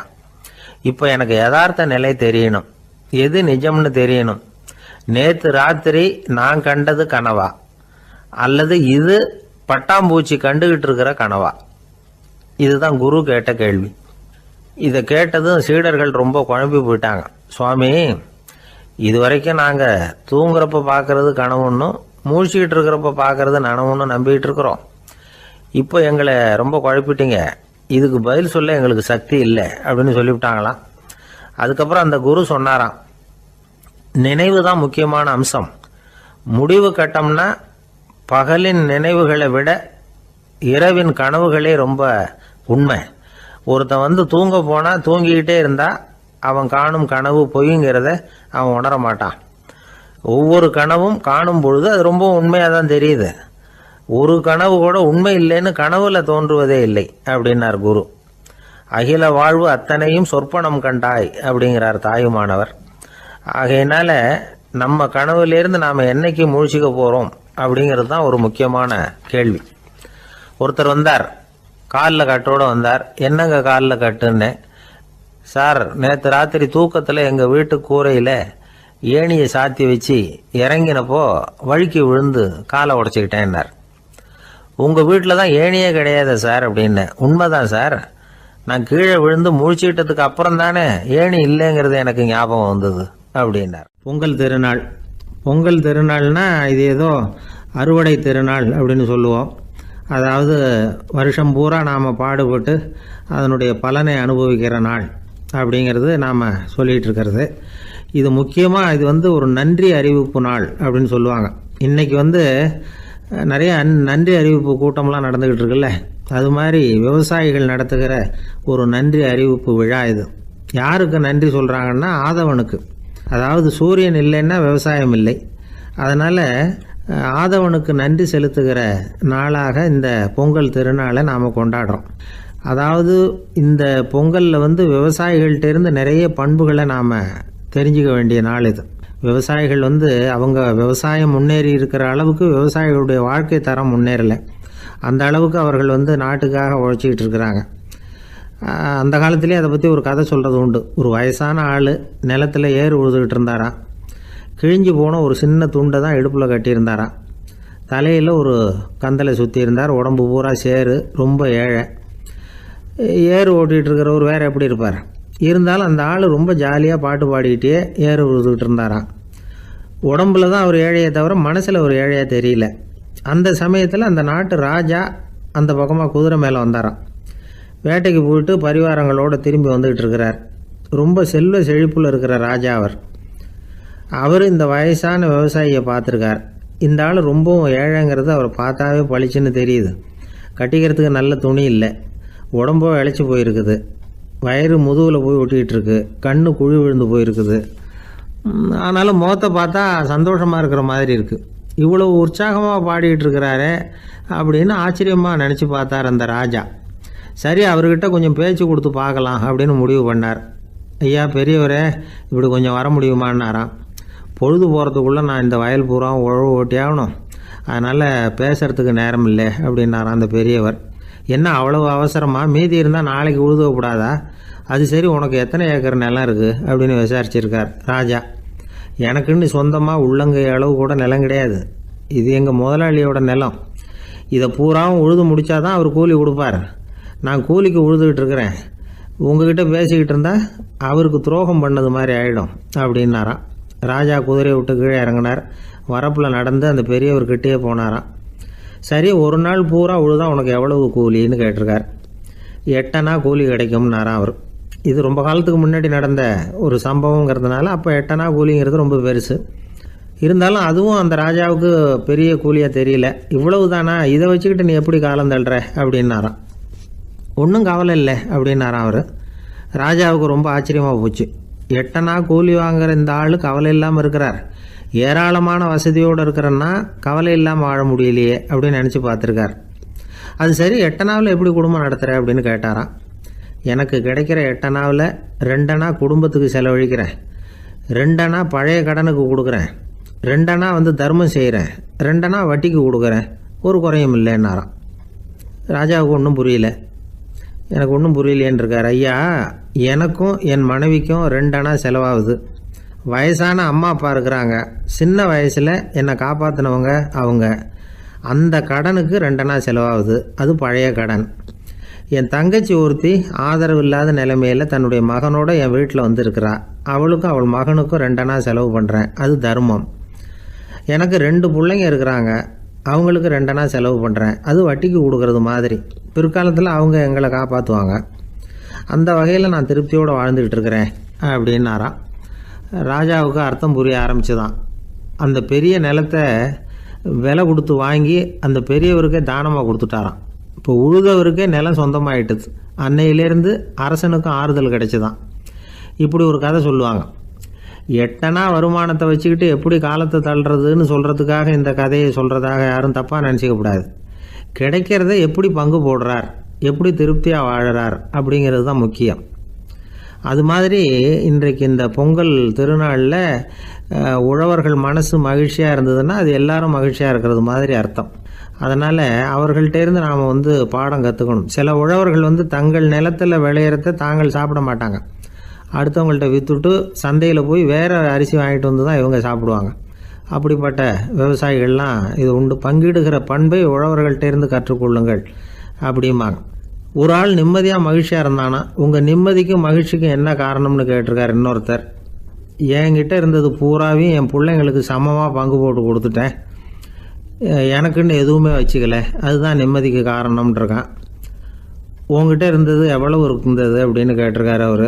மொத்தமாக ஒரு 50,000 ரூபா இருக்கும் அப்படின்னு இருக்கான். அவ்வளவும் பணமாகவே இருந்ததா அப்படின்னு கேட்டிருக்காங்க அவங்க. இல்லைங்க, அவ்வளவும் கடன், அதை தான் பிரித்து கொடுத்துருக்கேன் பிள்ளைங்க கிட்ட அப்படின்னு நானா. அவன் ஒரு மனிதர் அவர் யாருக்கிட்டே தொலைபேசியில் பேசிகிட்டு இருக்கிறார். கொஞ்சம் தூரத்தில் நாம் நிற்கிறோம். எட்டத்தில் இருந்துக்கிட்டு அவரை கவனிக்கிறோம். அவர் ஃபோனில் பேசுகிறத, அவர் பேசுகிற வார்த்தைகள் என்ன அப்படிங்கிறது நம்ம காதில் விழலை. ஆனாலும் அவர் பேசிக்கிட்டு இருக்கிறது நல்ல செய்தியா கெட்ட செய்தியா அப்படிங்கிறத நம்மளால் யூகிக்க முடியும். மகிழ்ச்சியான செய்தியை பேசும்போது முகம் மலருது, புன்னகை போக்குது. இதில் ஒன்று நீங்கள் கவனிக்கணும். தொலைபேசியில் நாம் பேசுகிறப்போ நம்மோட பேசுகிறவர் எதிரில் இல்லை. அவர் தொலைபேசி வழியாக நம்ம குரலை மட்டும்தான் கேட்க போகிறார், நம்ம முகத்தை அவர் பார்க்க போகிறதில்ல. அப்படி இருந்தும் அப்போ நம்ம முகம் ஏன் மலரணும் அப்படின்னா இதுதான் உடல் மொழி, பாடி லாங்குவேஜ் அப்படின்னு சொல்கிறாங்க. நம்ம அறியாமலேயே நம்ம உடம்பு செய்திகளை தெரிவிக்குது பாருங்க, அதுதான் உடல் மொழி. ஒரு மனிதர் தொலைபேசியில் பேசிக்கிட்டு இருக்கிறத நீங்கள் தூரத்தில் இருந்து கவனிச்சுக்கிட்டே அவர் நண்பரோட பேசுகிறாரா, மனைவியோட பேசுகிறாரா, குழந்தையோட பேசுகிறாரா, இல்லை மேல் அதிகாரிகிட்ட பேசுகிறாரா, அல்லது அவருக்கு கீழே பணிபுரிகிறவர்கள்கிட்ட பேசுகிறாரா அப்படிங்கிறத கண்டுபிடிக்கலாம். அதுக்கு காரணம் அவருடைய உடல் மொழி. இந்த உடல் மொழி கூட நம்ம வாழ்க்கையின் முன்னேற்றத்துக்கு பயன்படும். இதை பற்றியெல்லாம் கூட சில நிபுணர்கள் ஆராய்ச்சி பண்ணி பார்த்துருக்குறாங்க. அவங்க சில விவரங்களை சொல்கிறாங்க. குறிப்பாக ஒருத்தர் தன்னுடைய நாற்காலியில் கிட்டத்தட்ட படுத்துக்காத குறையாக உட்காந்துருக்கிறாருன்னு வச்சுக்கோங்க. எதிர இருக்கிறவர் பேசுறது அவருக்கு பிடிக்கலன்னு அர்த்தமா. தலையை சொரிஞ்சிக்கிறது, வேறு வேறு திசைகளில் பார்க்கறது, கொட்டாவி விடுறது, கால்களை மாற்றி போட்டு உட்கார்றது, களைப்பா கை விரல்களை அப்படியே பின்னிக்கிறது, அடிக்கடி கடிகாரத்தை பார்க்கறது, இப்படிலாம் ஒருத்தர் பண்ணிக்கிட்டு இருக்கிறாருன்னா நாம் கூடிய சீக்கிரம் அந்த இடத்த விட்டு எழுந்திரிச்சு வந்துடுறது நல்லது. ஏன்னா இதெல்லாம் அவருடைய சலிப்பு, சோர்வு, ஆர்வமின்மை இதுக்கு அடையாளங்கள். நம்முடைய பேச்சு அவரை சலிப்படைய வச்சுட்டுதுன்னு அர்த்தம். அவர் ரொம்பவும் சோர்ந்து போயிட்டாருன்னு பொருள். நம்முடைய பேச்சில் அவருக்கு ஆர்வம் இல்லைன்னு அர்த்தம். அதே நேரத்தில் நாற்காலியின் நுனியில் அமர்ந்து உடலை முன்னுக்கு நகர்த்தி எதிர இருக்கிறவரின் கண்களை பார்த்துக்கிட்டே பேசினாலும் சரி அல்லது பேச்சை கேட்டாலும் சரி, உங்கள் பேரில் மற்றவங்களுக்கு உள்ள பிடிப்பு அதிகரிக்கும். நாம் எப்படிப்பட்டவருங்கிறத நம்ம உடம்பும் நடை உடை பாவனையும் அடுத்தவங்களுக்கு காட்டி கொடுத்துரும். உங்கள் உடம்பு, உங்கள் பார்வை, நடை, உட்கார்ற விதம், இதை வச்சுக்கிட்டே நீங்கள் பொறுப்புள்ளவரா, முரடரா, அலட்சியமானவரா, மரியாதை தெரிஞ்சவரா, அடக்கமானவரா, நம்பிக்கைக்கு உரியவரா, நாணயம் இல்லாதவரா, பயந்தவரா, திறமைசாலியா, அப்பாவியா அப்படிங்கிறதையெல்லாம் கண்டுபிடிச்சிடலாம். அதனால் இந்த உடல் மொழியை புரிஞ்சுக்கிட்டு நம்மளை கொஞ்சம் சரிப்படுத்திக்கிட்டோம்னா வாழ்க்கையில் சுலபமாக பல காரியங்களை சாதிக்க முடியும். ஒரு மனநல மருத்துவமனை, அங்கே ஒருத்தர் ஒரு நாற்காலியில் உட்காந்துக்கிட்டு கார் ஓட்டுறது மாதிரி அப்படி பாவனை பண்ணிகிட்டு இருந்தார். ஸ்டியரிங்கை திருப்புறது மாதிரி, பின்னாடி வர்ற வண்டியை நிற்க சொல்கிறது மாதிரி, அப்புறம் இவர் ஒதுங்கிக்கிட்டு அவருக்கு வழி விடுறது மாதிரி, இப்படிலாம் சேட்டைகள் பண்ணிக்கிட்டு இருந்தார் மனநல மருத்துவமனையில். இதை பார்த்துக்கிட்டு இருந்த ஒருத்தர் பக்கத்தில் இருந்த இன்னொருத்தர்கிட்ட கேட்டார், இவர் ஏன் இப்படி பண்ணுறாரு, இவருக்கு ஏன் அப்படி வந்தது நிலைமை அப்படின்னு சொல்லி அவர் விசாரித்தார். அப்போ அவர் விவரம் சொன்னார். வேற ஒன்றும் இல்லைங்க, இவருக்கு கார் ஓட்டணும்னு ஆசை ரொம்ப காலமாக, அது நிறைவேறாமல் போயிட்டுது. அதுக்கப்புறம் அவர் மனநோயாளியாக மாறிட்டார். இங்கே அழைச்சிட்டு வந்தாங்க. இங்கே அழைச்சிட்டு வந்ததுலேருந்து அப்படி தான் பண்ணிகிட்டு இருக்கிறார். அவர் கார் ஓட்டுறது மாதிரிலாம் பாவனை பண்ணிகிட்டு இருப்பார், திருப்புறது மாதிரி பண்ணுவார், பின்னாடி வர்றவங்களுக்கு இடம் விடுவார், இப்படிலாம் செய்கிறார் அப்படின்னு விவரம் சொன்னாங்க. நீங்கள் சொல்லப்படாதா, இப்போ நீங்கள் கார் ஓட்டலை, வெறும் நாற்காலியில் தான் உட்காந்துருக்குறீங்க அப்படின்னு நீங்கள் சொல்லப்படாதா அவருக்கு அப்படின்னு கேட்டாங்க. அது முடியாதுங்க, ஏன்னா அந்த காரை கழுவுறதுக்காக அவர் தினமும் எனக்கு 10 ரூபா கொடுத்துக்கிட்டு இருக்கிறார் அப்படின்னாராம் அங்கே வேலை செஞ்சுக்கிட்டு இருந்த ஒருத்தர். அதனால் வாழ்க்கையில நாம இந்த உடல் மொழியை புரிஞ்சுக்கணும். உடல் மொழிங்கிறது இப்போ ஆரம்பத்தில் சொன்னது மாதிரி அந்த தொலைபேசியில் பேசுகிறவங்கள தூரத்துல இருந்து பார்த்தாவே அவர் யாருக்கிட்ட பேசுகிறார் என்ன பேசுகிறாருன்னு தெரியும். நம்ம முகத்தை நல்லா வச்சுக்கணும். உடல் மொழியை நம்ம புரிஞ்சுக்கிட்டு பயன்படுத்த ஆரம்பித்தோம்னா எந்த முயற்சி பண்ணினாலும் அதில் வெற்றி நிச்சயம். ஒரு குழந்தை அம்மா கிட்ட போச்சு, அம்மா என்னை தூக்கிக்க. உடனே அந்த அம்மா அந்த குழந்தைய தூக்கி இடுப்புல வச்சுக்கிறாங்க. எந்த பக்கம் வச்சுக்கிறாங்க? இடது பக்கம். பொதுவா குழந்தைய தூக்குறவங்க யாரும் வலது பக்கம் இடுப்புல வச்சுக்கிறது இல்ல. விவரம் தெரியாத சில ஆம்பளைகளை அப்படி தூக்கி வச்சுக்கிட்டு அலையிறது உண்டு. ரொம்ப காலமாவே குழந்தைகளை இடுப்புல இடது பக்கமா வச்சிருக்கிற பழக்கம் தான் இருந்து வந்திருக்குது. இதுக்கு ஆய்வாளர்கள் என்ன காரணம் சொல்றாங்க தெரியுமா? அப்படி இருந்தாதான் குழந்தை சொல்றத குழந்தை நினைக்கிறத தாயினால நல்லா உணர முடியுதாம். இடது பகுதியை ஆட்சி பண்றது குறிப்பா காதின் தலைமையாக இருக்கிறது வலது பக்கம் தான். அதனால தாய் குழந்தைக்கு பதில் சொல்லவோ அது என்ன கேக்குதுங்கிறத சீக்கிரமா புரிஞ்சுக்கிட்டு நடந்துக்கவோ அதுதான் சௌரியம் அப்படின்னு ஆய்வாளர்கள் இதுக்கு காரணம் சொல்றாங்க. இதனால என்ன ஆகுதான், தாய்க்கும் குழந்தைக்கும் நெருக்கம் அதிகமாகுதான், குழந்தைக்கும் பாதுகாப்பு அதிகமா. அது மட்டும் இல்ல, ஒரு தாய் தன்னுடைய குழந்தைய இடுப்புல சுமக்கிறதுனால அவள் நினைக்கிறத அவளோட இதய துடிப்ப குழந்தை உணர்தான். 9 மாதத்துக்கும் அதிகமா இருந்த இடம் இல்லையா, அதனால அவளை பத்தி நல்லா அறிந்து கொள்ளுகிற வாய்ப்பும் குழந்தைக்கு கிடைக்குது. நம்ம முன்னோர்கள் ரொம்ப காலத்துக்கு முன்னாடியே வலது கையை பார்க்க ஆரம்பிச்சிட்டாங்களாம். அவங்க பயன்படுத்திய கல் ஆயுதங்கள்லாம் வலது பக்கமா தான் தீட்டப்பட்டிருக்குது. அதுல இருந்து நமக்கு என்ன தெரியுதுன்னா வலது கையை தான் உபயோகப்படுத்தி இருக்கிறாங்கிறது தெரியுது. இப்படி எல்லாம் இருந்தா கூட இன்னைக்கு நம்மள 10ல் ஒருத்தருக்கு ஒரு பழக்கம் உண்டு, அது இடது கை பழக்கம். ஆனாலும் 2 கைகளும் ஒற்றுமையா இருக்கிறதுக்கு தான் ரொம்பவும் முயற்சி பண்ணுதான். இப்போ வலது கை பழக்கம் உள்ளவங்க பேசுறதுக்கு எழுதுறதுக்கு செயல்படுத்துற தலைமையகம் தலையின் பின்புறம் பிடரியில் இருக்குது. இடது கை பழக்கம் உள்ளவங்களுக்கு மூளையில 2 பக்கங்கள்லயும் தலைமையகம் இருக்குது. இது விஞ்ஞானிகள் சொல்றது. எத்தனையோ மேதைகள் இடது கை பழக்கம் உள்ளவங்களா இருந்திருக்கிறாங்க. அமெரிக்க மேதை பெஞ்சமின் பிராங்க்லின், இத்தாலிய ஓவியர் லியோனார்டோ டாவின்சி, இப்படி நிறைய பேர் இருந்திருக்கிறாங்க, இப்போ இருக்கிறாங்க. காலங்காலமா இயல்பாவே இடது கை பழக்கம் இருந்து வந்திருக்குது. அப்படி இருக்கிறப்போ வலது கை எப்போ இடது கைய வென்றது, ஜெயிச்சது அப்படிங்கிற விவரம் இன்னமும் யாருக்குமே புரியல, ஆய்வாளர்களுக்கும் புரியல. அவங்களும் யோசிச்சுக்கிட்டு இருக்கிறாங்க. உலகம் இடது பக்கமா தான் சுத்துது. வானத்துல இருக்கிற வெள்ளி வீதி, அப்புறம் அணுவுல இருக்கிற துணுக்குகள், உடம்புல இருக்கிற அமினோ அமிலம், இப்படி எல்லாமே இடதுபுறமா தான் இயங்கிட்டு இருக்குது. இவ்வளவு செய்திகள் இடது கைக்கு ஆதரவா இருக்கிறப்போ அது எப்படி வலது கை கிட்ட ஏமாந்தது அப்படிங்கிற ரகசியம் இன்னமும் யாருக்கும் தெரியலையா. இது சம்பந்தமா ஆராய்ச்சி பண்றவங்களுக்கு இது இன்னமும் ஒரு பிரச்சனையா தான் இருக்குதான். இப்படி இடது கை ஒதுங்கிட்டதுனால இப்பெல்லாம் வலது கைக்கு தான் மரியாதை அதிகமா போச்சு. ஒரு ஆசாமி இடது கையில கட்டு போட்டுட்டு வந்தானா, கையில என்னப்பா கட்டுன்னு விசாரிச்சிருக்கிறார் ஒருத்தர். ஒரு இயந்திரத்தை பிரிச்சு ரிப்பேர் பார்த்துக்கிட்டு இருந்தேன், மறுபடியும் அதை ஓட விட்டு பாக்குறப்போ இடது கை விரல் மாட்டிக்கிட்டது, அதுதான் கட்டு அப்படின்னு இருக்கான். நல்ல வேளை வலது கை மாட்டி இருந்தா உன்னால சாப்பிட கூட கஷ்டமா போயிருக்குமே அவர். இதுக்கு அவன் சொன்னானா, முதல்ல வலது கை தாங்க மாட்டிக்க இருந்தது, நான் தான் உடனே புத்திசாலித்தனமா அதை இழுத்துக்கிட்டு இடது கையை கொடுத்தேன் அப்படின்னு இருக்கான். இவன் எப்பேற்பட்ட புத்திசாலி பாருங்க. இந்த வலது கை இடது கைங்கிறத பத்தி அறிவியல் ஆராய்ச்சி ஒரு பக்கம் இருந்தாலும் கை சுத்தமா இருக்கணும், இது வாழ்க்கைக்கு முக்கியம். உண்மை, உழைப்பு, நேர்மை இதெல்லாம் இருந்தாதான் வாழ்க்கையில முன்னேற முடியும். அதனால இந்த இடது கை பழக்கம் வலது கை பழக்கம் எது எப்படி இருந்தாலும் அது ஒருத்தருடைய புத்திசாலித்தனத்தை பாதிக்கிறது இல்ல. அதனால வாழ்க்கையில முன்னேறதுக்கு இது ஒரு இடைஞ்சலா இருக்கிறது இல்ல. நாம நம்ம உடம்பையும் புரிஞ்சுக்குவோம், மனசையும் புரிஞ்சுக்குவோம். அப்படி புரிந்து கொண்டு வாழ்க்கையில முன்னேறுவோம். ஒரு கோவில்ல ஆன்மீக சொற்பொழிவு நடந்துகிட்டு இருக்குது. ஒரு பெரியவர் பேசிக்கிட்டு இருக்கார். கடவுளை பத்தியும் சொர்க்கத்தை பத்தியும் மனுஷனை பத்தியும் அவர் விவரமா பேசுறார்.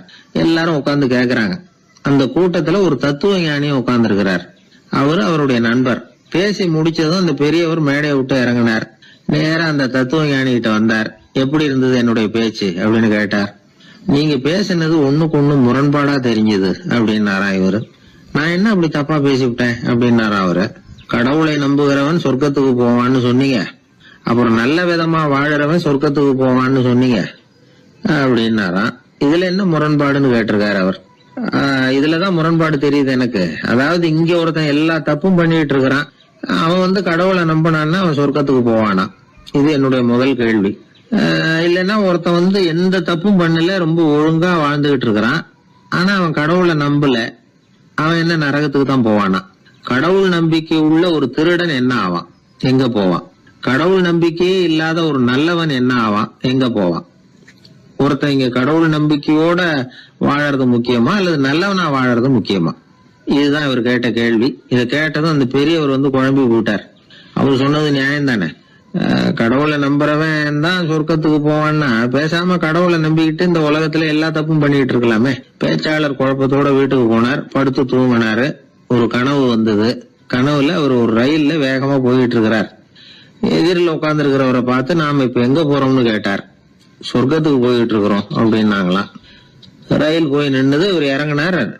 இங்க கௌதம புத்தர் இருப்பார், சாக்ரட்டிஸ் இருப்பார், அவங்கள பாக்குறதுக்கு ஒரு நல்ல வாய்ப்பு அப்படின்னு நினைச்சுக்கிட்டே அங்கேயும் இங்கேயும் பார்த்தார். அங்க யாருமே இல்ல. ஒரே பாலைவனம் மாதிரி இருக்குது. பச்சை இல்ல, பசுமை இல்ல, பூக்கள் இல்ல, மரம்லாம் மொட்டையா நிக்குது. எலும்பும் தோலுமா சில முனிவர்கள் அங்கேயும் இங்கேயுமா உட்கார்ந்து இருக்கிறாங்க. இவர் அவங்க கிட்ட போய் இந்த புத்தர், சாக்ரட்டிஸ் இவங்க எல்லாம் எங்க இருக்கிறாங்கன்னு கேட்டாராம். அப்படி யாரும் இங்க இல்லையே, அவங்க எல்லாம் யாரு அப்படின்னு திருப்பி கேட்டிருக்கிறாங்க. இவருக்கு அதிர்ச்சியா போச்சு. அப்படின்னா அவங்க எங்க போயிருப்பாங்க? உடனே ரயில் நிலையத்துக்கு ஓடி வந்தார். அப்பதான் நரகத்துக்கு ஒரு ரயில் புறப்பட்டு இருந்தது. அங்க இருந்து அதுல ஏறி உட்கார்ந்தார். ரயில் வேகமா போச்சு. நரகம் நெருங்க நெருங்க காற்று குளிர்ச்சியா வீச ஆரம்பிச்சுதான். வெளியில பசுமையா இருந்துதான். அழகான மலர்கள், அழகான நீர்நிலைகள், நந்தவனங்கள், ரொம்ப அருமையா இருக்குது. ரொம்ப அங்க இருந்தவங்க எல்லாம் ரொம்ப மகிழ்ச்சியா உல்லாசமா வேற இருந்திருக்கிறாங்க. எங்க பார்த்தாலும் ஆடல் பாடல் உற்சாகம். இவர் ரயில விட்டு இறங்கினார். அவருக்கு சந்தேகம், இதுவா நரகம் அப்படின்னு விசாரிச்சிருக்காரு. ஆமா, இதுதான் நரகம் நாங்களாம். எனக்கு ஒரு சந்தேகம் இருக்காரு. என்னன்னு கேட்டிருக்காங்க. கௌதம புத்தரும், சாக்ரட்டிஸும், லாவோஸும் இவங்க மாதிரி இன்னும் பல பேரும் கடவுள் நம்பிக்கை இல்லாதவங்க, அவங்க எல்லாம் இங்க இருக்கிறாங்களா அப்படிங்கறதுதான் என்னுடைய சந்தேகம் அப்படின்னாராம். இப்ப அவங்க சொல்லியிருக்கிறாங்க, இப்ப நீங்க பாக்குறீங்களே பசுமையும் பச்சை பயிர்களும் ஆடல் பாடல்களும் அழகிய மலர்களும், இது எல்லாமே கௌதம புத்தரும் சாக்ரட்டிஸும் அது மாதிரி மகான்களும் இங்க வர ஆரம்பிச்ச பிறகுதான் உண்டாக ஆரம்பிச்சது. இந்த பிரதேசத்தை அவங்க அப்படியே மாத்திவிட்டாங்க. இப்போலாம் இங்க இருக்கிறவங்க யாரும் சொர்க்கத்துக்கு போறதுக்கே ஆசைப்படுறது இல்ல அப்படின்னாங்களாம். இந்த அதிர்ச்சியிலேயே அந்த பெரியவர் கனவு கலைஞ்சி மூச்சுக்கிட்டார். இதுல இருக்கிற கருத்து என்னன்னா, நல்லவர்கள் எங்க இருக்கிறாங்களோ அந்த இடத்துக்கு பேர் தான் சொர்க்கம். சொர்க்கம் நரகம்ங்கிறதெல்லாம் ஆன்மீக பண்புகள், அவ்வளவுதான். ஒரு ஊர்ல ரெண்டு இணைபிரியாத நண்பர்கள். ஒருத்தன் கேட்டான், இப்ப கடவுள் நம்ம முன்னாடி உங்க ரெண்டு பேர்ல யாராவது ஒருத்தர் மட்டும் என்னோட சொர்க்கத்துக்கு வரலாம் அப்படின்னு கூப்பிட்டா நீ என்ன சொல்லுவேன்னு கேட்டானா. இவன் ரொம்ப பெருந்தன்மையா உன்னையே அழைச்சிட்டு போக சொல்லிடுவேன் அப்படின்ட்டு இருக்கான். அப்படின்னா உனக்கு சொர்க்கம் வேணாமான்னு கேட்டிருக்கான் அவன். நீ என்னை விட்டுட்டு போனாவே அப்புறம் இந்த பூலோகமே எனக்கு சொர்க்கம் தாண்டா அப்படின்னு நானா இவன். அவர் ஒரு பெரிய குடும்பத்துல பிறந்தவர். இருக்கிற சொத்துக்கள் எல்லாத்தையும் வாரி வழங்கி விட்டு காட்டுக்கு புறப்பட்டார் தவம் செய்யறதுக்காக. இருந்தது பூராவும் கொடுத்துட்டார். இனிமே எதுவுமே இல்லை கொடுக்கறதுக்கு. அப்போ கடைசியா ஒருத்தன் கையை நீட்டினானா, ஐயா ஏதாவது கொடுங்கன்னு இருக்கான். அவர் பார்த்தார், கட்டியிருக்கிற வேட்டியை தவிர வேற எதுவுமே இல்லை. 8 முழம் பட்டு வேட்டி, ஜரிகை கரையோடு இருக்குது. கடைசியா அதை தான் எடுத்துக்கிட்டு அவர் புறப்பட்டு இருக்கார். அவர் பார்த்தார், எதிரில் அவன் பரிதாபமா நின்றுட்டு இருக்கிறான். அந்த 8 முழ வேட்டியை 2ஆ கிழிச்சார். 4 முழத்தை அவங்ககிட்ட கொடுத்தாரு. மீதி 4 முழத்தை தன்னுடைய இடுப்புல கட்டிட்டு அவர் காட்டுக்கு போயிட்டார். இவன் என்ன பண்ணான் தெரியுமா? கையில கிடைச்ச 4 முழத்தை எடுத்துக்கிட்டு கடை வீதிக்கு போனான். பழைய பட்டு வேட்டி, ஜருகை இதெல்லாம் விலைக்கு வாங்குற வணிகர் ஒருத்தர் இருக்கார். அவர்கிட்ட போனான். இதை விலைக்கு எடுத்துக்கிறீங்களா அப்படின்னு கேட்டிருக்கான். அவர் வாங்கி பார்த்துருக்கார். ஆஹா, இது ரொம்ப அருமையான வேட்டி, விலை உயர்ந்த ஜருகை, இது ஏது உனக்கு அப்படின்னு கேட்டாரான். அவன் நடந்தது சொல்லியிருக்கான். அப்படின்னா ஒன்று செய்ய, இந்த வேட்டியோட இன்னொரு பாதியையும் மெதுவாக வாங்கிட்டு வந்துரு, உனக்கு நிறைய பணம் தர்றேன் அப்படின்னாரான் அந்த வணிகர். இவன் கொஞ்சம் யோசனை பண்ணி பார்த்தான். கொஞ்சம் இருங்கத்த வந்துடுறேன் அப்படின்னு சொல்லிவிட்டு நேராக காட்டுக்கு போனான். அவர் எங்கே இருக்காருன்னு தேடி கண்டுபிடிச்சான். அவர் ஒரு இடத்துல தவக்கோலத்தில் இருக்கிறார். கட்டியிருந்த இடவேட்டியும் அவர் அறியாமல் நழுவி கீழே விழுந்து கிடக்குது. இவனுக்கு ரொம்ப வசதியாக போச்சு. அவரை கேட்க வேண்டிய அவசியமே இல்லை. மெதுவாக சத்தம் போடாமல் அடி மேலே அடி வச்சு நெருங்கினான். அவர் கண்ணை மூடிக்கிட்டு அவர் பாட்டு நின்றுட்டு இருக்கிறார். இவன் மெதுவாக போய் கீழே கிடந்த அந்த துணியை எடுத்துக்கிட்டு சத்தம் போடாமல் திரும்பி நடந்தான். ஒரு 2-3 அடி எடுத்து வச்சிருப்பான். அப்படி ஓட ஆரம்பிக்கிற சமயத்தில் அவன் காலில் கீழே கிடந்த முள்ளு ஒன்று நறுக்குன்னு தச்சு விட்டுது. வலி தாங்க முடியாமல் அம்மான்னு கத்திருக்கான். இந்த சத்தத்தினால கண்ணை மூடி நின்றுகிட்டு இருந்த அவரோட தவம் கலைஞ்சது. மெல்ல கண்ணை திறந்து பார்க்குறார். தன் இடையில இருந்த வேட்டி அவன் கையில் இருக்கு. இப்போ அவர் நினைக்கிறார், என்ன நினைக்கிறாருன்னா, இந்த வேட்டி மீது நான் வைத்த ஆசையல்லவா அவனை திருடனாக ஆக்கிவிட்டது அப்படின்னு நினைச்சாராம். இந்த வேட்டி மேல நாம வச்ச ஆசை அவனை திருடும்படி ஆக்கிவிட்டதே அப்படின்னு நினைச்சாராம். இது எப்பேற்பட்ட மனநிலை அப்படிங்கிறத கொஞ்சம் யோசனை பண்ணி பாருங்க. தான் ஒரு பொருள் மேல வச்ச பற்று இன்னொரு மனிதன் திருடனாக ஆகிறதுக்கு காரணம் ஆயிட்டுதேன்னு நினைக்கிறார். அப்படி நினைச்ச அந்த பெரியவர் யார் தெரியுமா? அவர் தான் மகாவீரர். இழந்துட்டேங்கிறிய, நீ என்னத்தை கொண்டுகிட்டு வந்த எங்க இழந்துடுறதுக்கு? நீ என்னத்தை உண்டாக்குன இது அழிஞ்சுட்டுதுன்னு சொல்றதுக்கு? இதுதான் அவருடைய சிந்தனை. இன்றைக்கு நம்ம சிந்தனையெல்லாம் வேற மாதிரி இருக்குது. ஒருத்தன் நடுத்தருவில் உட்காந்து அழுதுகிட்டு இருந்தான். அந்த வழியா வந்தவர் ஒருத்தர், ஏன்பா அழறேன்னு கேட்டாராம். 5 ரூபா சார், இந்த இடத்துல விழுந்துட்டுது, ரொம்ப நேரமா தேடுறேன், கிடைக்காது போல இருக்கு அப்படின்னு சொல்லிவிட்டு அழறான். எப்போ தொலைஞ்சதுன்னு கேட்டாராம் அவரு. அது எனக்கு தெரியாது சார், பணத்தை தொலைச்சவன் தேடி பார்த்துட்டு போயிட்டான், நான் அவனுக்கு பின்னாடி தேட வந்தவன் அப்படின்னு நானா. இவன் அள்ள அள்ள குறையாதது அட்சய பாத்திரம், அது நமக்கு தெரியும், கேள்விப்பட்டிருக்கிறோம். ஆனா போட போட நிரம்பாத ஒரு பாத்திரம் உண்டு. அது என்ன தெரியுமா? நம்மள பல பேர்கிட்ட அந்த பாத்திரம் உண்டு. அதுதான் பேராசை அப்படிங்கிற பாத்திரம். அதை நிறைவு செய்யவே முடியாது. பேராசையை பத்தி சுஃபி இலக்கியத்துல ஒரு பிரபலமான கதை உண்டாம். அதை ஒரு பெரியவர் எடுத்து சொல்லியிருக்கிறார். ஒரு மன்னர் நகர்வலம் போயிட்டு இருக்கார். ஒரு பிச்சைக்காரன் மன்னர் எதிரில் வரான். பிச்சை போடுங்கிறான். என்னுடைய அமைதியை கெடுக்காதே போங்கிறார் மன்னர். அவன் சிரிக்கிறான். அரசே, உங்களுடைய அமைதி கெடக்கூடிய நிலையில் இருந்தா அதுக்கு பேர் அமைதியே கிடையாது அப்படின்னு ஆனா. எதிரில் நிக்கிறது வெறும் பிச்சைக்காரன் இல்லை, யோகி அப்படிங்கிறத மன்னர் புரிஞ்சுக்கிட்டார். துறவியே, உங்களுக்கு என்ன வேணும்னாலும் கேளுங்க, கொடுக்குறேன்னாராம். அந்த துறவி மறுபடியும் சிரிக்கிறார். அரசே, உங்களால் முடியாததையெல்லாம் கொடுக்க முடியும்னு சத்தியம் செய்யாதீங்க அப்படின்னார். மன்னருக்கு கோபம் வந்துட்டுது. என்ன இவர் இப்படி சொல்றாரு அப்படின்னு நினைச்சார். நகர்வலத்தை பாதியிலேயே நிறுத்தினார். வாங்க அரண்மனைக்குன்னார். துறவியை அழைச்சிக்கிட்டு அரண்மனைக்கு வந்துட்டார். துறவி தன்கிட்ட இருந்த பிச்சை பாத்திரத்தை நீட்டினார். இது நிறைய எனக்கு பொற்காசுகள் வேணும் அப்படின்னாராம். அவ்வளவுதானா, இது ஒரு பெரிய காரியமா அப்படின்னு கையை தட்டினாராம் மன்னர். ஒரு பெரிய தாம்பாளம் நிறைய பொற்காசுகள் வந்து சேர்ந்தது. அதை அள்ளி போட்டார். போட போட அந்த பிச்சை பாத்திரம் நிரம்பவே இல்லை. பொற்காசுகள் போட போட அவ்வளவையும் உள்ள வாங்கிக்கிட்டே இருக்குது. அரசாங்க கஜானாவே காலி ஆயிட்டுது. மூட்டை மூட்டையா பொற்காசுகளை கொட்டி பார்த்துட்டாங்க. அது முழுங்கிக்கிட்டே இருக்குது. கடைசி வரைக்கும் அந்த பிச்சை பாத்திரம் நிரம்பவே இல்லை. அரசர்கிட்ட இருந்த கர்வம் போயிட்டுது.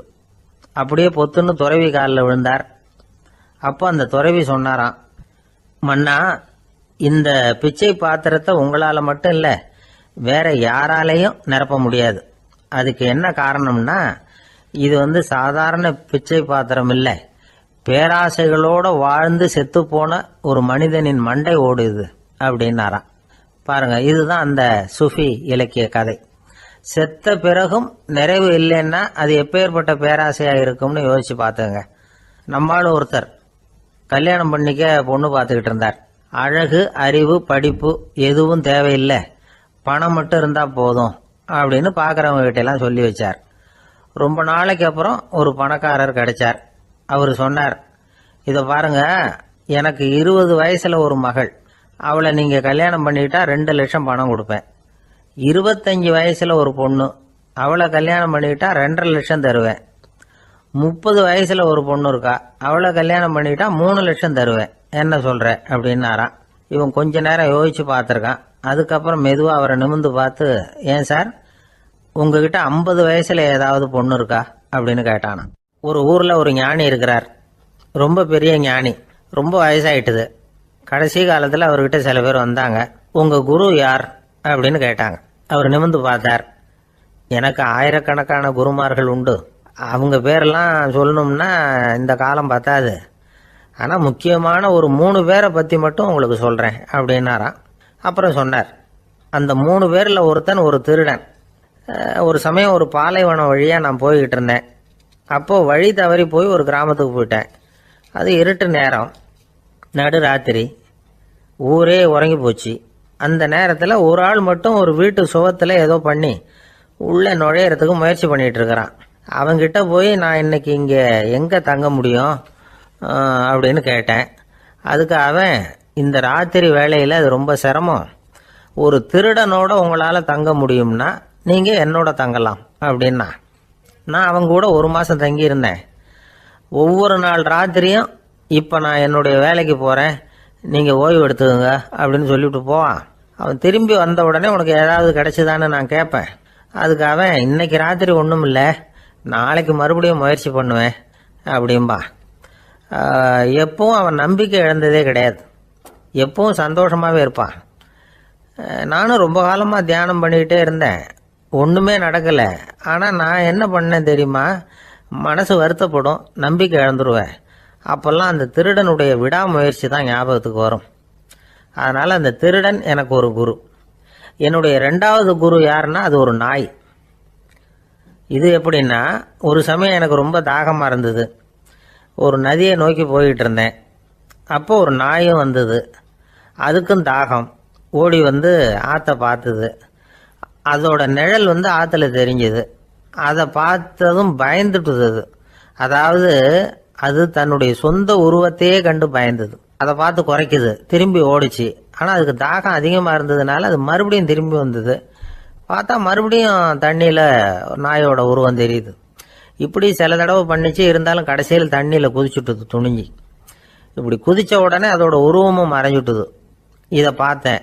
நான் என்ன புரிஞ்சுக்கிட்டேன்னா, எவ்வளவுதான் பயம் இருந்தால் கூட ஒருத்தன் தைரியமாக காரியத்தில் இறங்கணும் அப்படிங்கிறத புரிஞ்சுக்கிட்டேன். இந்த போதனை அந்த நாய்கிட்ட இருந்து எனக்கு கிடைச்சிது. இது ஒன்று. அடுத்தது என்னுடைய 3வது குரு யாருன்னா அது ஒரு சின்ன குழந்தை. நான் ஒரு சமயம் ஒரு நகரத்துக்கு போனேன். அங்கே ஒரு குழந்தை எரிகிற மெழுகுவத்தி ஒன்று எடுத்துக்கிட்டு வந்தது. நான் அந்த குழந்தைய பார்த்து வேடிக்கையாக கேட்டேன், ஏன் பாப்பா இந்த மெழுகுவத்தியை நீயாவே கொளுத்துனியா அப்படின்னு கேட்டேன். ஆமான்னுது அந்த குழந்தை. சரி, இந்த மெழுகுவத்தி முன்னாடி எரியாமல் இருந்தது, இப்போ எரியுது. இந்த மெழுகுவத்திக்கு வெளிச்சம் எங்கேருந்து வந்தது, அதை எனக்கு காட்ட முடியுமா அப்படின்னு கேட்டேன் அந்த குழந்தைகிட்ட. இதுக்கு அந்த குழந்தை சிரிச்சுக்கிட்டு அந்த மெழுகுவத்தியை ஊதி அணைச்சுட்டுது. அதுக்கப்புறம் என்னை பார்த்து கேட்டுது, இப்போ இந்த மெழுகுவத்தியின் வெளிச்சம் போனதை பார்த்தீங்க இல்லையா, அது எங்கே போச்சுன்னு எனக்கு சொல்லுங்க அப்படின்னுது. அந்த குழந்தை இப்படி கேட்டதும் என்கிட்ட இருந்த ஆணவம் அழிஞ்சுட்டுது. நான் படித்ததெல்லாம் அந்த வினாடியில் சுக்கு நூறாக போயிட்டுது. என்னுடைய முட்டாள்தனத்தை நான் உணர்ந்தேன் அப்படின்னு இவ்வளவும் அந்த ஞானி விவரமாக சொன்னாராம். அதனால் நாம் இன்னார்கிட்டே இருந்து தான் இதை கற்றுக்கணுங்கிறது இல்லை, யாருக்கிட்டே இருந்தும் எதையும் கற்றுக்கலாம். நம்மால் ஒருத்தன் ஒரு நாய் வளர்த்துக்கிட்டு இருந்தான். அந்த நாய்க்கு வால் கிடையாது. யாரோ ஏற்கனவே வெட்டி எடுத்துட்டாங்க. இந்த நாய் தான் சார் எனக்கு குரு, அதுகிட்டே இருந்து கூட நான் பாடம் கற்றுக்கிட்டு இருக்கிறேன் அப்படின்னா. அப்படி என்ன கற்றுக்கிட்டேன் இந்த வால் இல்லாத நாய்கிட்டே இருந்து அப்படின்னு கேட்டோம். நாம் யாருக்கிட்டையும் வாலாட்டக்கூடாது அப்படிங்கிற பாடத்தை அதுகிட்டே இருந்து தான் நான் கற்றுக்கிட்டேன் அப்படின்னா. விவசாயிகள் அவங்க விவசாயம் முன்னேறி இருக்கிற அளவுக்கு விவசாயிகளுடைய வாழ்க்கை தரம் முன்னேறலை. அந்த அளவுக்கு அவர்கள் நாட்டுக்காக உழைச்சிக்கிட்டு இருக்கிறாங்க. அந்த காலத்திலே அதை பற்றி ஒரு கதை சொல்றது உண்டு. ஒரு வயசான ஆள் நிலத்தில் ஏறு ஊதுகிட்டு இருந்தாராம். கிழிஞ்சு போன ஒரு சின்ன துண்டை தான் இடுப்பில் கட்டியிருந்தாராம். தலையில் ஒரு கந்தலை சுற்றி இருந்தார். உடம்பு பூரா சேரு, ரொம்ப ஏழை. ஏறு ஓட்டிகிட்டு இருக்கிறவர் வேற எப்படி இருப்பார்? இருந்தாலும் அந்த ஆள் ரொம்ப ஜாலியாக பாட்டு பாடிக்கிட்டே ஏறு ஊதுகிட்டு இருந்தாராம். உடம்புல தான் அவர் ஏழையை தவிர மனசில் ஒரு ஏழையா தெரியல. அந்த சமயத்தில் அந்த நாட்டு ராஜா அந்த பக்கமாக குதிரை மேலே வந்தாராம். வேட்டைக்கு போயிட்டு பரிவாரங்களோடு திரும்பி வந்துகிட்டு இருக்கிறார். ரொம்ப செல்வ செழிப்புல இருக்கிற ராஜா அவர் இந்த வயசான விவசாயியை பார்த்துருக்கார். இந்த ஆள் ரொம்பவும் ஏழைங்கிறது அவர் பார்த்தாவே பளிச்சுன்னு தெரியுது. கட்டிக்கிறதுக்கு நல்ல துணி இல்லை, உடம்போ இழைச்சி போயிருக்குது, வயது முதுகுல போய் ஒட்டிக்கிட்டு இருக்கு, கண்ணு குழு விழுந்து போயிருக்குது. ஆனாலும் முகத்தை பார்த்தா சந்தோஷமா இருக்கிற மாதிரி இருக்கு. இவ்வளவு உற்சாகமா பாடிக்கிட்டு இருக்கிறாரு அப்படின்னு ஆச்சரியமா நினைச்சு பார்த்தார் அந்த ராஜா. சரி, அவர்கிட்ட கொஞ்சம் பேச்சு கொடுத்து பார்க்கலாம் அப்படின்னு முடிவு பண்ணார். ஐயா பெரியவரே, இப்படி கொஞ்சம் வர முடியுமான்னாராம். பொழுது போறதுக்குள்ள நான் இந்த வயல் பூரா உழவு ஓட்டி ஆகணும், அதனால பேசுறதுக்கு நேரம் இல்லை அப்படின்னாராம் அந்த பெரியவர். என்ன அவ்வளவு அவசரமா? மீதி இருந்தா நாளைக்கு உழுதக்கூடாதா? அது சரி, உனக்கு எத்தனை ஏக்கர் நிலம் இருக்கு அப்படின்னு விசாரிச்சிருக்கார் ராஜா. எனக்குன்னு சொந்தமா உள்ளங்கை அளவு கூட நிலம் கிடையாது. இது எங்க முதலாளியோட நிலம். இதை பூராவும் உழுது முடிச்சாதான் அவர் கூலி கொடுப்பார். நான் கூலிக்கு உழுதுகிட்டு இருக்கிறேன். உங்ககிட்ட பேசிக்கிட்டு இருந்தா அவருக்கு துரோகம் பண்ணது மாதிரி ஆயிடும் அப்படின்னாராம். ராஜா குதிரை விட்டு கீழே இறங்கினார். வரப்புல நடந்து அந்த பெரியவர்கிட்டயே போனாராம். சரி, ஒரு நாள் பூரா உழுதான் உனக்கு எவ்வளவு கூலின்னு கேட்டிருக்கார். 8 அணா கூலி கிடைக்கும்னாராம் அவர். இது ரொம்ப காலத்துக்கு முன்னாடி நடந்த ஒரு சம்பவங்கிறதுனால அப்ப 8 அணா கூலிங்கிறது ரொம்ப பெருசு. இருந்தாலும் அதுவும் அந்த ராஜாவுக்கு பெரிய கூலியா தெரியல. இவ்வளவுதானா, இதை வச்சுக்கிட்டு நீ எப்படி காலம் தள்ளுற அப்படின்னாராம். ஒன்னும் கவலை இல்லை அப்படின்னாராம் அவரு. ராஜாவுக்கு ரொம்ப ஆச்சரியமா போச்சு. 8 அணா கூலி வாங்குற இந்த ஆளு கவலை இல்லாம இருக்கிறார், ஏராளமான வசதியோட இருக்கிறன்னா கவலை இல்லாம வாழ முடியலையே அப்படின்னு நினைச்சு பார்த்திருக்கார். அது சரி, 8 அணாவில் எப்படி குடும்பம் நடத்துற அப்படின்னு கேட்டாராம். எனக்கு கிடைக்கிற 8 அணாவில் 2 அணா குடும்பத்துக்கு செலவழிக்கிறேன், 2 அணா பழைய கடனுக்கு கொடுக்குறேன், 2 அணா தர்மம் செய்யறேன், 2 அணா வட்டிக்கு கொடுக்குறேன், ஒரு குறையும் இல்லைன்னாராம். ராஜாவுக்கு ஒன்றும் புரியல. எனக்கு ஒன்றும் புரியலேன்னு இருக்காரு. ஐயா, எனக்கும் என் மனைவிக்கும் 2 அணா செலவாகுது. வயசான அம்மா அப்பா இருக்கிறாங்க, சின்ன வயசுல என்னை காப்பாத்தினவங்க அவங்க. அந்த கடனுக்கு 2 அணா செலவாகுது, அது பழைய கடன். என் தங்கச்சி ஒருத்தி ஆதரவு இல்லாத நிலைமையில தன்னுடைய மகனோட என் வீட்டுல இருக்கிறா, அவளுக்கும் அவள் மகனுக்கும் 2 அணா செலவு பண்றேன், அது தர்மம். எனக்கு 2 பிள்ளைங்க இருக்கிறாங்க, அவங்களுக்கு 2 அணா செலவு பண்றேன், அது வட்டிக்கு கொடுக்கறது மாதிரி. பிற்காலத்துல அவங்க எங்களை காப்பாத்துவாங்க. அந்த வகையில நான் திருப்தியோட வாழ்ந்துகிட்டு இருக்கிறேன் அப்படின்னாராம். ராஜாவுக்கு அர்த்தம் புரிய ஆரம்பிச்சுதான். அந்த பெரிய நிலத்தை விலை கொடுத்து வாங்கி அந்த பெரியவருக்கே தானமா கொடுத்துட்டாராம். இப்போ ஊழவருக்கே நிலம் சொந்தமாயிட்டுது. அன்னையிலிருந்து அரசனுக்கும் ஆறுதல் கிடைச்சுதான். இப்படி ஒரு கதை சொல்லுவாங்க. 8 அணா வருமானத்தை வச்சுக்கிட்டு எப்படி காலத்தை தள்ளுறதுன்னு சொல்றதுக்காக இந்த கதையை சொல்றதாக யாரும் தப்பா நினைச்சுக்க கூடாது. கிடைக்கிறத எப்படி பங்கு போடுறார், எப்படி திருப்தியா வாழறார் அப்படிங்கிறது தான் முக்கியம். அது மாதிரி இன்றைக்கு இந்த பொங்கல் திருநாள்ல உழவர்கள் மனசு மகிழ்ச்சியா இருந்ததுன்னா அது எல்லாரும் மகிழ்ச்சியா இருக்கிறது மாதிரி அர்த்தம். அதனால அவர்கள்ட்ட இருந்து நாம பாடம் கத்துக்கணும். சில உழவர்கள் தங்கள் நிலத்துல விளையறத தாங்கள் சாப்பிட மாட்டாங்க, அடுத்தவங்கள்ட்ட வித்துட்டு சந்தையில போய் வேற அரிசி வாங்கிட்டு வந்துதான் இவங்க சாப்பிடுவாங்க. அப்படிப்பட்ட விவசாயிகள்லாம் இது உண்டு. பங்கிடுகிற பண்பை உழவர்கள்ட்ட இருந்து கற்றுக்கொள்ளுங்கள் அப்படிம்பாங்க. ஒரு ஆள் நிம்மதியா மகிழ்ச்சியா இருந்தானா, உங்க நிம்மதிக்கும் மகிழ்ச்சிக்கும் என்ன காரணம்னு கேட்டிருக்காரு இன்னொருத்தர். என்கிட்ட இருந்தது பூராவையும் என் பிள்ளைங்களுக்கு சமமா பங்கு போட்டு கொடுத்துட்டேன், எனக்குன்னு எதுவுமே வச்சுக்கல, அதுதான் நிம்மதிக்கு காரணம்னு இருக்கான். உங்ககிட்ட இருந்தது எவ்வளவு இருந்தது அப்படின்னு கேட்டிருக்காரு அவரு. மொத்தமா ஒரு 50,000 ரூபாய் இருக்கும் அப்படின்னு இருக்கான். அவ்வளவும் பணமாவே இருந்ததா அப்படின்னு கேட்டிருக்காங்க அவங்க. இல்லைங்க, அவ்வளவும் கடன், அதை தான் பிரிச்சு கொடுத்துருக்கேன் பிள்ளைங்க கிட்ட அப்படின்னு நானா. அவன் மனித நேயம்ங்கிறத பற்றி சொல்லுவாங்க. மனித நேயம் ஏன்னா ஒரு கணவன் கணவனாக இருக்கணும், மனைவி மனைவியாக இருக்கணும். ஒரு மனுஷன் இன்னைக்கு மனிதன் மனிதனாக இல்லை, மனித நேயம் குறைஞ்சி போச்சு. இது குடும்ப உறவுகள்லாம் ரொம்ப மாறி போச்சுன்னு சொல்கிறேன். இப்போ நாகரிகத்தில் அப்படி தான் இருக்குது. ஒரு இதில் ஒருத்தன் என்ன பண்ணியிருக்கிறான், ஒரு சின்ன பையனை கொண்டு வந்தானா. ஒரு சின்ன பையன் பக்கத்தில் இருக்கான். ஒரு பெரியவர் கேட்டிருக்கார், யாரப்பா அந்த பையன் அப்படின்னு கேட்டிருக்கார். இவன் சொன்னானா, இந்த பையன் எனக்கு தூரத்து உறவு, எனக்கு தூரத்து உறவுன்னு இருக்கான். சரி, தூரத்து உறவுன்னா எப்படி அப்படின்னு கேட்டிருக்கான். இந்த பையன் எங்கள் அப்பாவுக்கு 8வது புள்ள அப்படின்னு நானா. கூட பிறந்தவனே அவ்வளோ தூரமாக போயிட்டான், 8வதாக பிறந்தான். அப்படி இருக்கு குடும்ப உறவுகள்ங்கிறது.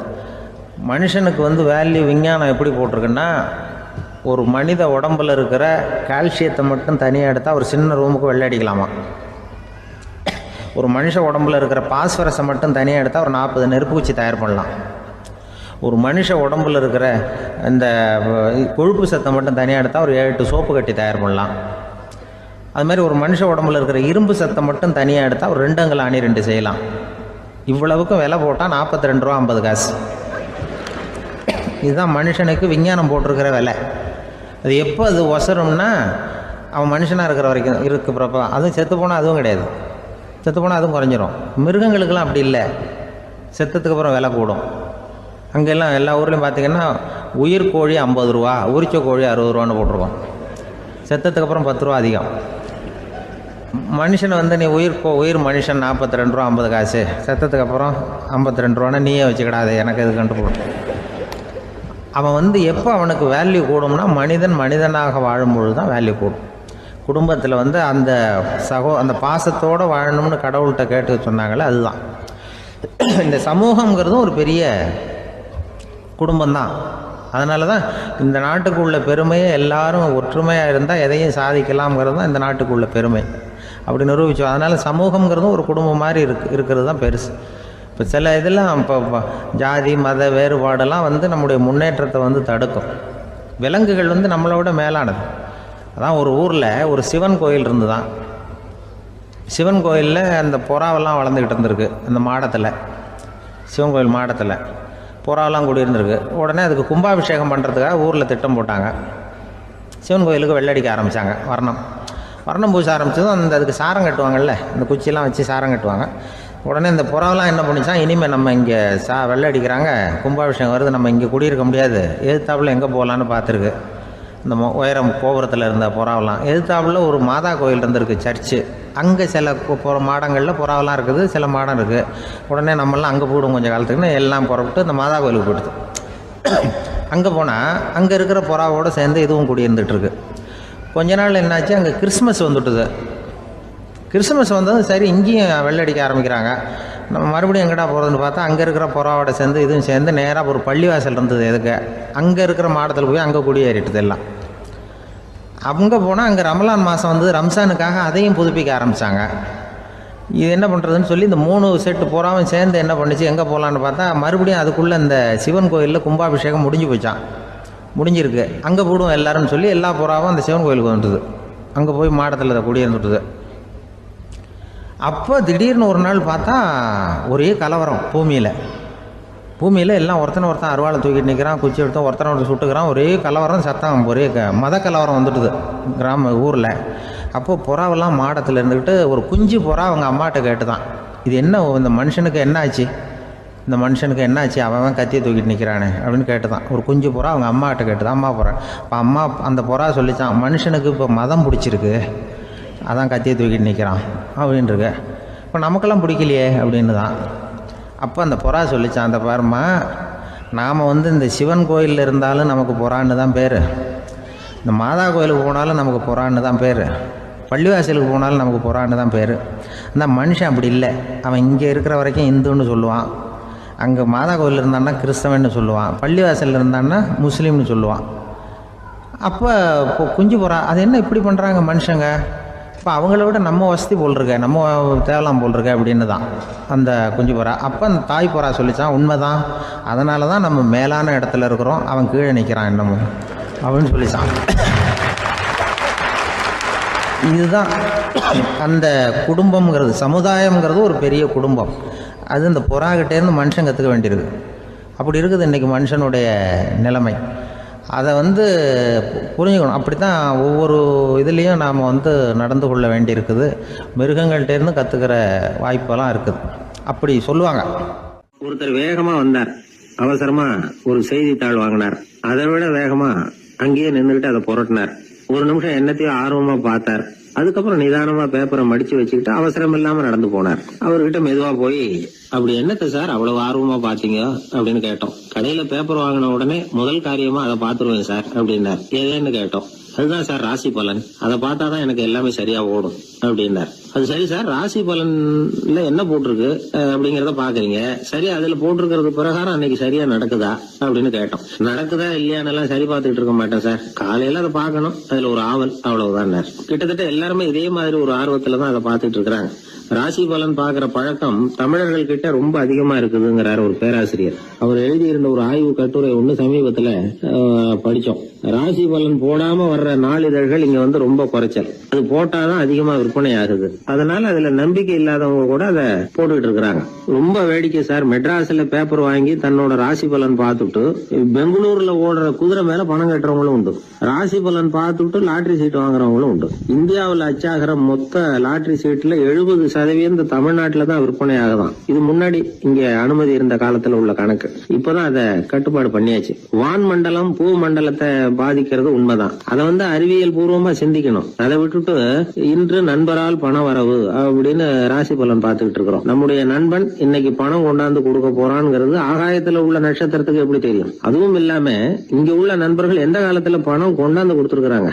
நண்பர்களை பக்கத்திலேயே இருந்து பாக்குற நம்மாலேயே புரிஞ்சுக்க முடியல. எங்கேயோ இருக்கிற நட்சத்திர நட்சத்திரத்துக்கு என்ன தெரியும்? ஒரு காலத்துல நாம வாழ்கிற இந்த பூமி ஒரே இடத்துல நிலையா நிக்குதுன்னு, சூரியனும் சந்திரனும் பூமியை சுத்திக்கிட்டு வருதுன்னு நம்பிக்கிட்டு இருந்தோம். அந்த காலத்துல உருவான ராசி பலன் கொள்கையை சூரியனை சுத்தி தான் பூமி வருதுன்னு தெரிஞ்சுக்கிட்ட இந்த காலத்திலயும் நம்பிக்கிட்டு இருக்கிறது ரொம்ப வினோதம் தான். இந்த ராசி பலன் பாக்குற பழக்கம் நம்முடைய ஊக்கத்தை இழக்க செய்யக்கூடிய ஒரு பழக்கம். அது வேண்டியது இல்லைங்கிறது தான் அறிவாளிகள் கருத்து. இப்போ ஒரு உதாரணத்துக்கு நாமே ஒரு சோதனை செஞ்சு பார்ப்போமே. ஒரே நாள் வந்த தினசரி பேப்பர்கள் சிலதை எடுத்துக்கிட்டோம். அதுல ஒரே ராசிக்கு ஒவ்வொரு பேப்பர்லயும் என்ன பலன் போட்டிருக்கு பார்க்கலாமா? என்னுடைய நண்பர் ஒருத்தர் ராசிக்கு ஒவ்வொரு செய்தித்தாள்லயும் என்ன ராசி பலன்னு பார்த்தோம். ஒரு பேப்பர்ல செலவும் சிரமமும் அப்படின்னு போட்டிருக்கு, இன்னொரு பேப்பர்ல சுலபமாக நன்மை அப்படின்னு போட்டிருக்கு. இதுல எதை நம்புறது? நீங்களும் ஒரு நாள் இதை சோதிச்சு பாருங்க. பல பேப்பர் வாங்கி உங்க ராசிக்கு ஒவ்வொரு பேப்பர்ல என்ன போட்டிருக்குன்னு பாருங்க. எல்லாம் ஒரே விதமா இருக்காது, மாறி மாறி இருக்கும். என்னுடைய நண்பர் ஒருத்தர் நானும் ஒரு நாள் கடையில பேப்பர் வாங்கணும். நண்பர் ராசி பலன்ல எல்லாம் ரொம்ப நம்பிக்கை இல்லாதவர். இருந்தாலும் நான் பேப்பர் வாங்கின உடனே உங்க ராசி என்ன சொல்லுங்க,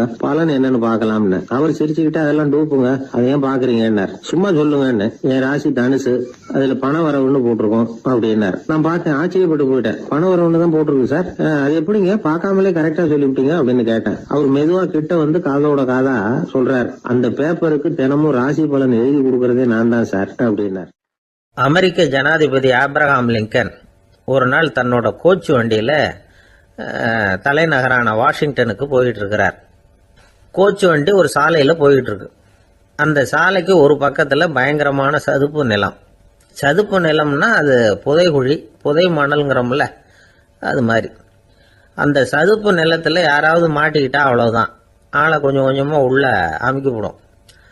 தப்பிச்சு கரையேறது கஷ்டம். அப்படிப்பட்ட நிலம் அது. ஆப்ரஹாம் லிங்கன் ஏதோ ஒரு முக்கியமான அரசாங்க வேலையா போயிட்டு திரும்பி வந்துகிட்டு இருக்கிறார். அதனால அந்த சமயத்துல அவர் விலை வசந்த ஆடைகளை அணிஞ்சிருக்கிறார். அப்படி அவர் அந்த கோச்சு வண்டியில வந்துகிட்டு இருக்கிறாரு. அந்த சமயத்துல ஒரு காட்சி அவர் கண்ணுல பட்டுட்டுது. என்ன தெரியுமா? ரோட்டுக்கு பக்கத்துல இருந்த சதுப்பு நிலத்துல ஒரு இளம் பன்றி குட்டி சிக்கிக்கிட்டு தவிச்சுக்கிட்டு இருக்குது. பரிதாபமா கத்திக்கிட்டு இருக்குது. அதை பார்த்தார் லிங்கன்.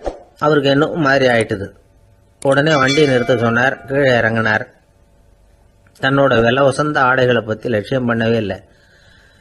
தனக்கே ஆபத்து வரலாம்ங்கிறத பத்தியும் கவலைப்படல. தான் ஒரு குடியரசுத் தலைவருங்கிறத பத்தியும் அவர் நினைச்சு பார்க்கல. நேரம் அந்த சதுப்பு நிலம் பக்கமா போனாரு. அந்த சேத்துல இறங்கி பன்றிக்குட்டியை காப்பாத்தி கரைக்கு கொண்டுட்டு வந்து சேர்த்துட்டார். அதுக்கப்புறம் நிம்மதியா கோச்சு வண்டியில ஏறி வெள்ள மாளிகைக்கு வந்து சேர்ந்தார். ட்ரெஸ், உடம்பு பூரா சேரு சகதி. பாக்குறவங்களுக்கெல்லாம் ஆச்சரியமா போச்சு. அவங்களுக்கு ஒன்றும் புரியல. இவர் நேரா ட்ரெஸ்ஸு மாற்றிக்கிறதுக்காக போனார். கோச்சு வண்டி ஓட்டிகிட்டு வந்தவங்க கிட்ட போய் எல்லாரும் கேட்டாங்க என்ன ஆச்சு அப்படின்னு. அவர் வர்ற வழியில் நடந்த விவரத்தை சொன்னார். ஆப்ரஹாம் லிங்கனுடைய இந்த இறக்க குணத்தை எல்லாரும் பாராட்டினாங்களாம், புகழ்ந்தாங்களாம். ஆனால் இதுக்கு லிங்கன் என்ன பதில் சொன்னார் தெரியுமா? தயவு பண்ணி இந்த புகழ்ச்சியான பேச்சையெல்லாம் ஒதுக்குங்க, அதெல்லாம் வேணாம். அந்த சின்ன பிராணி சகதியில மாட்டிக்கிட்டு துடிச்சுக்கிட்டு இருந்தது, அதை பார்த்தேன். உடனே என்னுடைய இதயத்தில் ஒரு முள்ளு தைச்சது மாதிரி ஒரு உணர்வு. அந்த முள்ளை பிடுங்கி எறிஞ்சேன், அவ்வளவுதான். உண்மையில் அந்த பிராணிக்கு நான் உதவினேங்கிறத விட எனக்கு ஏற்பட்ட இன்னலை போக்கிட்டேன் அப்படிங்கிறதான் உண்மை. அதுதான் பொருத்தம். அப்படி இருக்கிறப்போ இதில் புகழறதுக்கு என்ன இருக்குது அப்படின்னாரு ஆப்ரஹாம் லிங்கன். எவ்வளவு யதார்த்தமான வார்த்தைகள் பாருங்க. இந்த காலத்தில் நம்மளையும் பல பேர் அப்படி உண்டு. நீச்சல் தெரியாத ஒரு ஆள் தண்ணியில் இறங்கிட்டான். தண்ணி ஆழம்ங்கிறது அப்புறமா தான் தெரிஞ்சுது. தத்தளிக்க ஆரம்பிச்சுட்டான். வாழ்னு கத்துறான். கரையில் நின்றுட்டு இருந்த ஒருத்தர் இதை பார்த்தார். உடனே அவருக்கு இதயத்தில் முள்ளு தைச்சது மாதிரி ஒரு உணர்வு. உடனே குபீர்னு தண்ணியில் பாஞ்சார். அவரை காப்பாற்றி கரைக்கு கொண்டுட்டு வந்து சேர்த்தார். இதை பார்த்துக்கிட்டு இருந்த இன்னொருத்தர் காப்பாற்றின அந்த ஆளை பாராட்டி புகழ்ந்தார். என்ன புகழாதீங்க சார் அப்படின்னார் அவர். ஏன்னு கேட்டார் இவர். நான் அந்த ஆளை ஏன் காப்பாற்றினேன் தெரியுமா? அவன் நேற்றுக்கு என்கிட்ட 300 ரூபா கடன் வாங்கியிருக்கிறான். இவன் தண்ணியில் போட்டான்னா நான் கொடுத்த கடனும் தண்ணியில் போடும். அதனால தான் விழுந்து காப்பாற்றினேன் அப்படின்னா அந்த ஆள். ஒரு ஊர்ல ஒருத்தர் இருந்தான். ஒரு நாள் காலையில எழுந்திரிச்சான். ஒரு 10 ரூபாய் எடுத்து சட்டை பையில வச்சுக்கிட்டான். கடை தெருவுக்கு புறப்பட்டான். காய்கறி வாங்கறதுக்காக அவன் போறான். காய்கறி சந்தைக்கு போய் சேர்ந்தான். கத்திரிக்காய் 4 கிலோ கொடுங்கன்னா கொடுத்தாங்க. காசு கொடுக்கறதுக்காக சட்டை பையில கையை விட்டான். பணத்தை காணும். 10 ரூபாய் சட்டை பையில வச்சுக்கிட்டு தான் வந்தான். அது இப்போ அங்கே இல்லை. வழியில் எங்கேயும் அது விழுந்துட்டு போல் இருக்கு. அல்லது யாராவது திருடர்கள் தெரியாமல் அதை எடுத்துக்கிட்டு போட்டாங்களா என்னன்னு தெரியல. எப்படியோ 10 ரூபாய் அவன் இழந்துட்டான். கையில் காசு இல்லை. அதனால் கத்திரிக்காயை திருப்பி கொடுத்துட்டு கவலையோட வீட்டுக்கு திரும்பி வந்தான். அதையே நினச்சிக்கிட்டு இருந்தான். அவனுக்கு துக்கம் அதிகமாக போச்சு. அழ ஆரம்பிச்சிட்டான். காய்கறிகள் வாங்கிட்டு வந்து ஆனந்தமாக சமைச்சு சாப்பிட்லாம்னு நினச்சோம். அது முடியாமல் போச்சேங்கிற கவலை அவனுக்கு. அதனால் அதை மறக்கவே முடியல. இது நடந்து கொஞ்ச நாள் ஆச்சு. அதே மனுஷன் இன்னொரு நாள் அதே மாதிரி புறப்பட்டான். பணத்தை எடுத்து பையில் வச்சுக்கிட்டான். காய்கறி சந்தையை நோக்கி போய்கிட்டு இருக்கிறான். இப்போ வழியில் ஒரு ஏழை பையனை பார்த்தான். தம்பி எங்கே போகிற அப்படின்னு கேட்டான். ஐயா பள்ளிக்கூடத்துக்கு போயிட்டு இருக்கிறேன் அவன். சரி, அதுக்கே எவ்வளவு கவலையோடு போயிட்டு இருக்கிற அப்படின்னு விசாரித்தான் அவன். ஐயா நான் ரொம்ப ஏழை, வீட்டில் வசதி இல்லை, பரீட்சைக்கு பணம் கட்டணும், இன்றைக்கி கடைசி நாள், என்ன செய்யறதுன்னு தெரியலன்னா. இவன் பார்த்தான். தாங்கிட்ட இருக்கிற பணத்தை எடுத்து அந்த பையன்கிட்ட கொடுத்தான். இதை வச்சுக்கோ, உடனே பணத்தை கட்டு, நல்லா படி, பரீட்சை எழுது அப்படின்னு சொல்லிவிட்டு திரும்பி வந்துட்டான். வெறுங்கையோடு திரும்பி வந்தும் வீட்டில் கேட்குறாங்க எங்கே காய்கறின்னு வழக்கம் போல் கேட்டாங்க. இவன் நடந்ததை சொன்னான். இப்போ வீட்டில் இருந்தவங்க அவங்ககிட்ட ஒரு கேள்வி கேட்டாங்க. ஏங்க இதே மாதிரி முன்னாடி ஒரு தடவை காய்கறி வாங்க போய் வெறுங்கையோடு திரும்பி வந்தீங்க, இப்போவும் வெறுங்கையோடு தான் திரும்பி வந்திருக்கிறீங்க. ஆனால் முன்னாடி வந்தப்போ வருத்தமாக இருந்தீங்க, இப்போ உங்கள் முகத்தில் வருத்தம் தெரியலையே அப்படின்னு கேட்டிருக்கிறான். அதாவது வீட்டில் இருக்கிறவங்க கேட்டாங்களாம். இப்போ அந்த மனுஷன் யோசிக்க ஆரம்பித்தானான். இந்த 2 நிகழ்வுகளுக்கு என்ன வித்தியாசம்? போன தடவை அவன் பணத்தை இழந்தான், இந்த தடவை அவன் பணத்தை இழந்திருக்கிறான். போன தடவை யாரோ திருடிட்டு போயிட்டாங்க, இந்த தடவை அவனாவே ஒரு பையன் பேரில் இறக்கப்பட்டு எடுத்து கொடுத்துருக்குறான். அன்னைக்கு பணம் போயிட்டுதேன்னு வருத்தமாக இருந்தது, இன்னைக்கு பணம் போனாலும் மனசுக்கு மகிழ்ச்சியாக இருக்குது, நிறைவாக இருக்குது. கொஞ்சம் யோசிச்சு பாருங்கள். பணத்தை இழந்தது மகிழ்ச்சிக்கோ வருத்தத்துக்கோ காரணமாக இருக்க முடியாது. அப்படின்னா வேற எது காரணம்? அன்றைக்கு பணத்தை இழந்துட்டேன்னு அழுதான், இன்றைக்கு பணத்தை இழந்தாலும் மகிழ்ச்சியாக இருக்கிறான். ஆகவே மகிழ்ச்சிக்கும் துக்கத்துக்கும் இழப்பு காரணம் அல்ல, இழப்பு பற்றிய நம்முடைய அறிவு தான் காரணம் அப்படிங்கிறது பெரியவர்களுடைய கருத்து. எந்த பொருளும் நமக்கு கவலையை உண்டு பண்ணுறதில்ல, அந்த பொருள் பேரில் நாம் வைக்கிற பற்று தான் கவலையை உண்டு பண்ணுது. பொருள்கள் நம்ம விட்டுட்டு போயிட்டா நாம் அழுதுகிட்டு இருக்கிறோம், நாமே அதுகளை விட்டுட்டு வந்துட்டா மகிழ்ச்சியாக இருக்கிறோம். இந்த உண்மையை புரிஞ்சுக்கிட்டு நம்முடைய வாழ்க்கையை நல்ல விதமாக அமைச்சிக்கணும். ஒரு ஆள் அழுதுகிட்டு இருந்தான். ஏன்டா அழுகுறேன்னு கேட்குறார் ஒருத்தர். இழக்கிறதுக்கு எதுவும் இல்லை அதனால் அழறேன்னா. என்னடா சொல்கிறேன்னார். கிட்ட வாங்க சொல்கிறேன்னா. இந்த மணி பர்ஸை வேற ஒருத்தன் பாக்கெட்லேருந்து திருடுனேன், அப்புறம் தான் புரிஞ்சுது அவங்ககிட்ட இழக்கிறதுக்கு எதுவும் இல்லைங்கிறது. ஆமாங்க இது காலி பர்ஸு, அதனால் இப்போ அழுதுகிட்டு இருக்கிறேன், திருடியும் பிரயோஜனம் இல்லை அப்படின்னு சொல்லிவிட்டு அழுதானா. கப்பல் கடலில் போய்கிட்டு இருக்கு. புயல், சூறாவளி, அலையெல்லாம் பெருசு பெருசாக ரொம்ப உயரமாக உண்டாகுது. கடுமையான காற்றிலேயும் வேகமான அலைகள்லேயும் சிக்கி அந்த கப்பல் தடுமாறுது. திசை மாறி போச்சு. எந்த பக்கம் போயிட்டு இருக்கிறோம்னே தெரியல. அந்த கப்பலை செலுத்திக்கிட்டு இருந்த மாலுமி ரொம்ப சாமர்த்தியமாக செயல்பட்டார். தன்னுடைய அறிவாற்றலையும் திறமையையும் முழுமையாக பயன்படுத்தினார். அந்த கப்பலை கட்டுப்படுத்தினார். மெதுவாக அந்த சூறாவளியிலிருந்து கப்பலை காப்பாற்றி கரைக்கு கொண்டுட்டு வந்து சேர்த்துட்டார். மாலுமின்னு ஒருத்தர் இருந்ததுனால அந்த மரக்கலம் காப்பாற்றப்பட்டது. மாலுமின்னு ஒருத்தர் இல்லைன்னு வச்சுக்கோங்க, அந்த கப்பலோட கதி என்னவா இருக்கும் யோசிச்சு பாருங்க. ஒரு கோபக்காரனுடைய நிலைமையும் அப்படித்தானா. கோபக்காரன்கிறவன் ஒரு மாலுமி இல்லாத மரக்கலம் அப்படிங்கிறார் நபிகள் நாயகம். கொந்தளிக்கிற கடல்ல கொடுமையான அலைகளின் உச்சியில அல்லல் படுகிற மரக்கலத்தை விட மோசமானது கோபக்காரனின் நிலைமை அப்படிங்கிறது அவருடைய கருத்து. அது மாதிரி இதுன்னு சொல்லல, அதை விட மோசம் இது அப்படிங்கிறார். ஏன் தெரியுமா? ஒரு கப்பல் கடல்ல தடுமாறினா அதை சரிப்படுத்த மாலுமி இருக்கிறார். அவர் தன்னுடைய சாமர்த்தியத்தினால அதை கட்டுப்படுத்தி சரியான வழிக்கு கொண்டுட்டு வந்துடுவார். ஆனால் கோபக்காரனுடைய நிலைமை அப்படி இல்லை அப்படிங்கிறார் நபிகள் நாயகம். மனித மனம் ஒரு மரக்கலம், அறிவு அதில் இருக்கிற மாலுமி. மாலுமி மரக்கலத்தை செலுத்துறான், அவனுக்கு கட்டுப்பட்டு அது ஓடுது.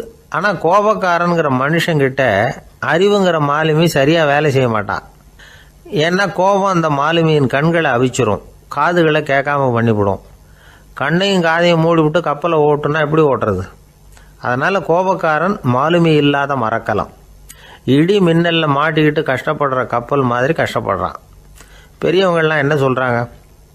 உனக்கு கெடுதல் பண்ணவனுக்கும் நீ நன்மையே செய், எவருடைய விருப்பு வெறுப்பையும் பொருட்படுத்தாதே, பரம எதிரிக்கும் நீ நன்மை செய்ய ஆரம்பித்தா உன்னுடைய தூய நிலையை பார்த்துட்டு அவனும் உனக்கு நெருக்கமான நண்பனாக ஆயிடுவான். இதுதான் பெரியவங்க நமக்கு சொல்லியிருக்கிறது. புனித குர்ஆன் சொல்றது என்ன? தீமையை நன்மையை கொண்டே நீர் தடுத்து கொள்ளும் அப்படின்னு சொல்லப்பட்டிருக்கு. அதில் இன்னா செய்தாரை ஒருத்தல் அவர் நாண நன்னயம் செய்து விடல் அப்படிங்கிறார் திருவள்ளுவர். செல்வந்தர் ஒருத்தர்கிட்ட ஒரு சிறுவன் வந்து ஆடு மேய்ச்சிக்கிட்டு இருந்தானா. பெரியவர் அவனை கூப்பிட்டு, நீ நேராக போய் ஒரு ஆட்டில் உள்ள ரொம்ப நல்ல பகுதி எதுவோ அதை எடுத்துக்கிட்டு வா அப்படின்னாரான். இவன் போனான். ஒரு ஆட்டு உடம்புல இருந்த நாக்கு, இருதயம், இது ரெண்டையும் எடுத்துகிட்டு வந்து கொடுத்தானான். பெரியவர் வாங்கி பார்த்தார். அதுக்கப்புறம் இப்போ நீ போய் இன்னொரு ஆட்டில் இருக்கிற ரொம்ப கெட்ட பகுதி எதுவோ அதை எடுத்துகிட்டு வா அப்படின்னாரான். இவன் போய் எடுத்துகிட்டு வந்தான். அவன் கையில் இருந்தது மறுபடியும் அதே மாதிரி நாக்கு, இருதயம், இது ரெண்டும் தான். என்னது இப்பவும் அதையே கொண்டுட்டு வந்திருக்கிற அப்படின்னாரான் பெரியவர். இவன் சொன்னானா, ஒரு உடம்புல உள்ள ரொம்ப நல்ல பொருளும் இதுதான், ரொம்ப கெட்ட பொருளும் இதுதான் அப்படின்னானா. இளம் வயசில் இப்படி பதில் சொன்னவர் தான் பேரறிஞர் லுக்மானுல் ஹக்கீம் அவர்கள். கோபப்படாமல் இருந்தால் இது ரெண்டும் நல்லா வேலை செய்யும், கோபப்பட்டால் இது ரெண்டும் மோசமாக வேலை செய்யும். அதை புரிஞ்சுக்கிறதுக்காகத்தான் இன்றைக்கி இந்த தகவல். கோபம் வந்துட்டால் நாம் என்ன செய்கிறோங்கிறது நமக்கே தெரியாது. ஒருத்தர் டாக்டர்கிட்ட போனார் அவசரமாக. டாக்டர், எனக்கு இப்போ கடுமையான கோப வெறி, எனக்கு கண்ணு மண்ணு ஒன்றும் புரியல, உடனடியாக அதை கட்டுப்படுத்தணும், உடனே இதுக்கு ஏதாவது ஒரு மாத்திரை கொடுங்க ப்ளீஸ் அப்படின்னார். அந்த டாக்டரும் உடனே ஒரு மாத்திரையை கொடுத்து, இதை உடனே போடுங்க, நான் தண்ணி கொண்டுகிட்டு வரேன்னு உள்ளே போனார். தண்ணியோடு திரும்பி வந்தார். இவர் சொன்னார், டாக்டர், நீங்கள் கொடுத்த மாத்திரை ரொம்ப பெருசாக இருந்தது, இருந்தாலும் கஷ்டப்பட்டு முழுங்கிட்டேன்னார். டாக்டர் சந்தேகத்தோட மேசையை பார்க்குறார். பார்த்தா மாத்திரை அங்கேயே இருக்குது, பேப்பர் வெயிட்டை காணல. ஒரு பூங்கா, அங்க ஒருத்தர் நின்றுட்டு இருக்கிறார். ஏதோ ஆழ்ந்த யோசனையில இருக்கிறார். அந்த பக்கமா இன்னொருத்தர் வந்தார். இவரை கவனிச்சார். என்ன யோசனைன்னு கேட்டார். எப்படி எழுந்திருக்கிறதுன்னு யோசனை பண்ணிட்டு இருக்கிறேன்னாரு. அவர் கேட்டவருக்கு ஒரு மாதிரி ஆயிட்டது. ஏற்கனவே நின்றுட்டு இருக்கிற ஒருத்தர் எப்படி எழுந்திருச்சு நிக்கிறதுன்னு யோசிக்கிறாருன்னா அது ஆச்சரியம் தானே. அதுக்கப்புறம் இவர் யோசிக்க ஆரம்பிச்சார், என்ன இவர் இப்படி பேசுறாரு அப்படின்னு. கீழே விழுந்தாதானே எழுந்திருச்சு நிக்க முடியும். எழுந்திருக்கணும்னு நினைக்கிறவங்க முதல்ல கீழே விழணும். இவர் முதல்ல கீழே விழணும், அதுக்கப்புறம் தான் எழுந்திருக்கிறது எப்படின்னு சிந்திக்க முடியும். இந்த உலகத்துல எல்லாருமே கீழே விழுந்து எழுந்தவர்கள் தான். இப்ப இந்த குழந்தை பருவத்துல கீழே விழாம நடைபயில கற்றுக்கிட்டவங்க யாராவது உண்டா? சின்ன வயசுல ஒரு தடவை கூட கீழே விழல சார், அப்படியே பிறந்தாரு வளர்ந்தாரு பெரியவர் ஆயிட்டார் அப்படின்னு யாரையும் சொல்ல முடியாது. மனுஷங்கிறவன் விழுந்து புரண்டு எழுந்துதான் நடக்க கத்துக்கிறான். ஒரு உண்மையை நாம எல்லாரும் புரிஞ்சுக்கணும். இந்த உலகத்துல தவறு செய்யாத மனிதர்களே யாரும் கிடையாது. அப்படி இருக்கிறப்போ எப்போதாவது நாம தவறு பண்ணிவிட்டோம்னா அதுக்காக மனசு உடைஞ்சு போயிடக்கூடாது, வாழ்க்கையில வெறுப்பு வந்துடக்கூடாது. தவறு நடந்துட்டுதா அதுக்காக மனசு உடைஞ்சு போடாதீங்க, அதை ஒரு பாடமா எடுத்துக்கங்க. அதே தவறு மறுபடியும் நடக்காம வேணும்னா பாத்துக்கலாம், அது போதும். தடைக்கல்ல படிக்கெல்லாம் மாத்திக்கணும், இதுதான் இதுல முக்கியம். ஒரு அலுவலகம், அங்க ஒரு அதிகாரி, அவர் உயர்ந்த பதவியில் இருந்தார், சிறந்த நிர்வாகின்னு பேர் வாங்கினவர். அவர் தனக்கு கீழே வேலை செய்யறவங்க கிட்ட எல்லாம் சொல்லுவாராம், இந்த நிறுவனத்துல நீங்க எத்தனை தடவை வேணும்னாலும் தவறுகள் செய்யலாம், ஒரே விஷயம் என்னன்னா ஒரே தவறை மறுபடியும் செய்யக்கூடாது, அது முக்கியம் அப்படின்பாராம். இத மேம்போக்கா பார்த்தா அவர் ஏதோ தன்னுடைய ஊழியர்களை தவறு செய்ய தூண்டுறது மாதிரி தெரியும். ஆனா உண்மை அப்படி இல்லை. இன்னைக்கு என்ன நடக்குது தெரியுமா? அநேகமா எல்லா மனிதர்களுமே ஒரே தவறை தான் மறுபடியும் செய்யறாங்க. விளையாட்டு வீரர்கள் ஒரே மாதிரியான தவறுகளை திரும்ப திரும்ப செய்யறது உண்டு. கணக்கு எழுதுறவங்களை பாருங்க, ஒரே தப்ப மறுபடியும் செய்வாங்க. அலுவலகம் வருகிறவர்களை கவனிங்க, ஒரு நாள் தாமதமா வந்தா பரவாயில்ல, தினமும் தாமதமா வருவாங்க. இது மாதிரி செய்த தவறையே திரும்ப திரும்ப செய்யறதுக்கு என்ன காரணம்? ஞாபக மறதி, கவனக்குறைவு, தன்னுடைய திறமை பேர்ல அளவுக்கு மீறிய நம்பிக்கை, இப்படி இதுல ஏதாவது ஒரு காரணமா இருக்கலாம் அப்படிங்கிறாங்க இது பற்றி ஆய்வு செய்கிற வல்லுநர்கள். ஒரு தடவை செஞ்ச தவிர மறுபடியும் செய்யறது இல்லைன்னு முடிவு செஞ்சுக்கிட்டு அதை செயல்படுத்த கத்துக்கணும், அது போதும், வாழ்க்கை வெற்றிகரமா அமையும் அப்படிங்கிறாங்க அந்த அனுபவசாலிகள். அதனால வெற்றிகரமா வாழ்க்கையில நடைபோட விரும்பும் இளைஞர்கள் தவிர்க்க வேண்டியது என்னன்னா, முதல்ல சோம்பலை தவிருங்கள், சுறுசுறுப்பாக இயங்குங்கள் அப்படிங்கறது அவங்க அறிவுரை. 2வது ஞாபக மறதி, எந்த செயல்லையும் ஈடுபாடு வேணும், அக்கறை வேணும். 3வது கவனக்குறைவு, எதையும் அலட்சியப்படுத்தக்கூடாது.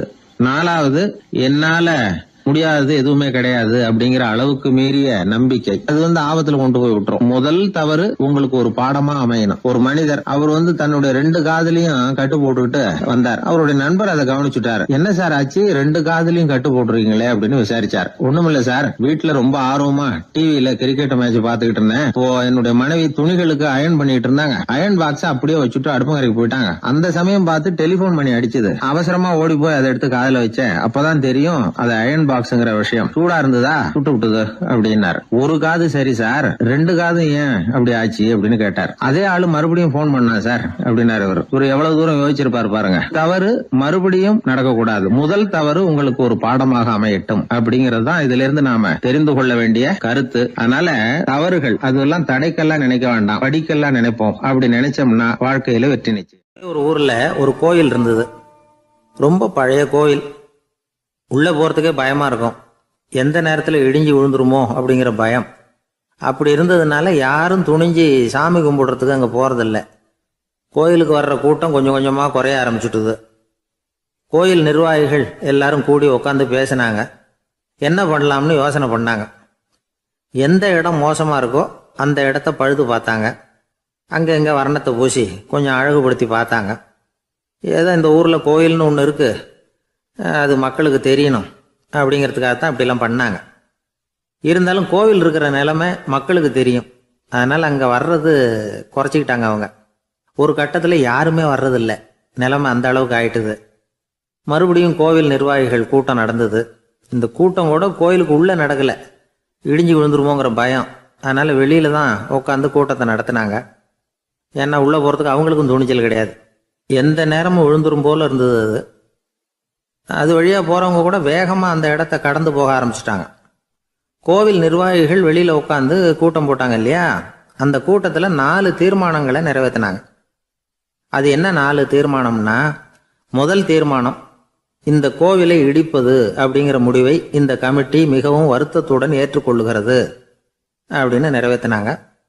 இதுக்கு பதிலாக இன்னொரு கோவிலை உடனடியாக கட்டி முடிச்சுடணுங்கிறது 2வது தீர்மானம். 3வது தீர்மானம் என்ன தெரியுமா?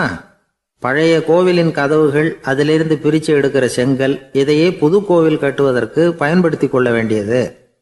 பழைய கோவில் இருந்த மாதிரியே அதே வடிவத்தில் புது கோவிலையும் கட்ட வேண்டியது.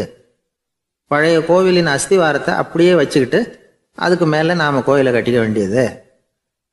இதுதான் 3வது தீர்மானம். இதையும் கமிட்டி முழு மனசோட ஏற்றுக்கிட்டது. இது வரைக்கும் சரி.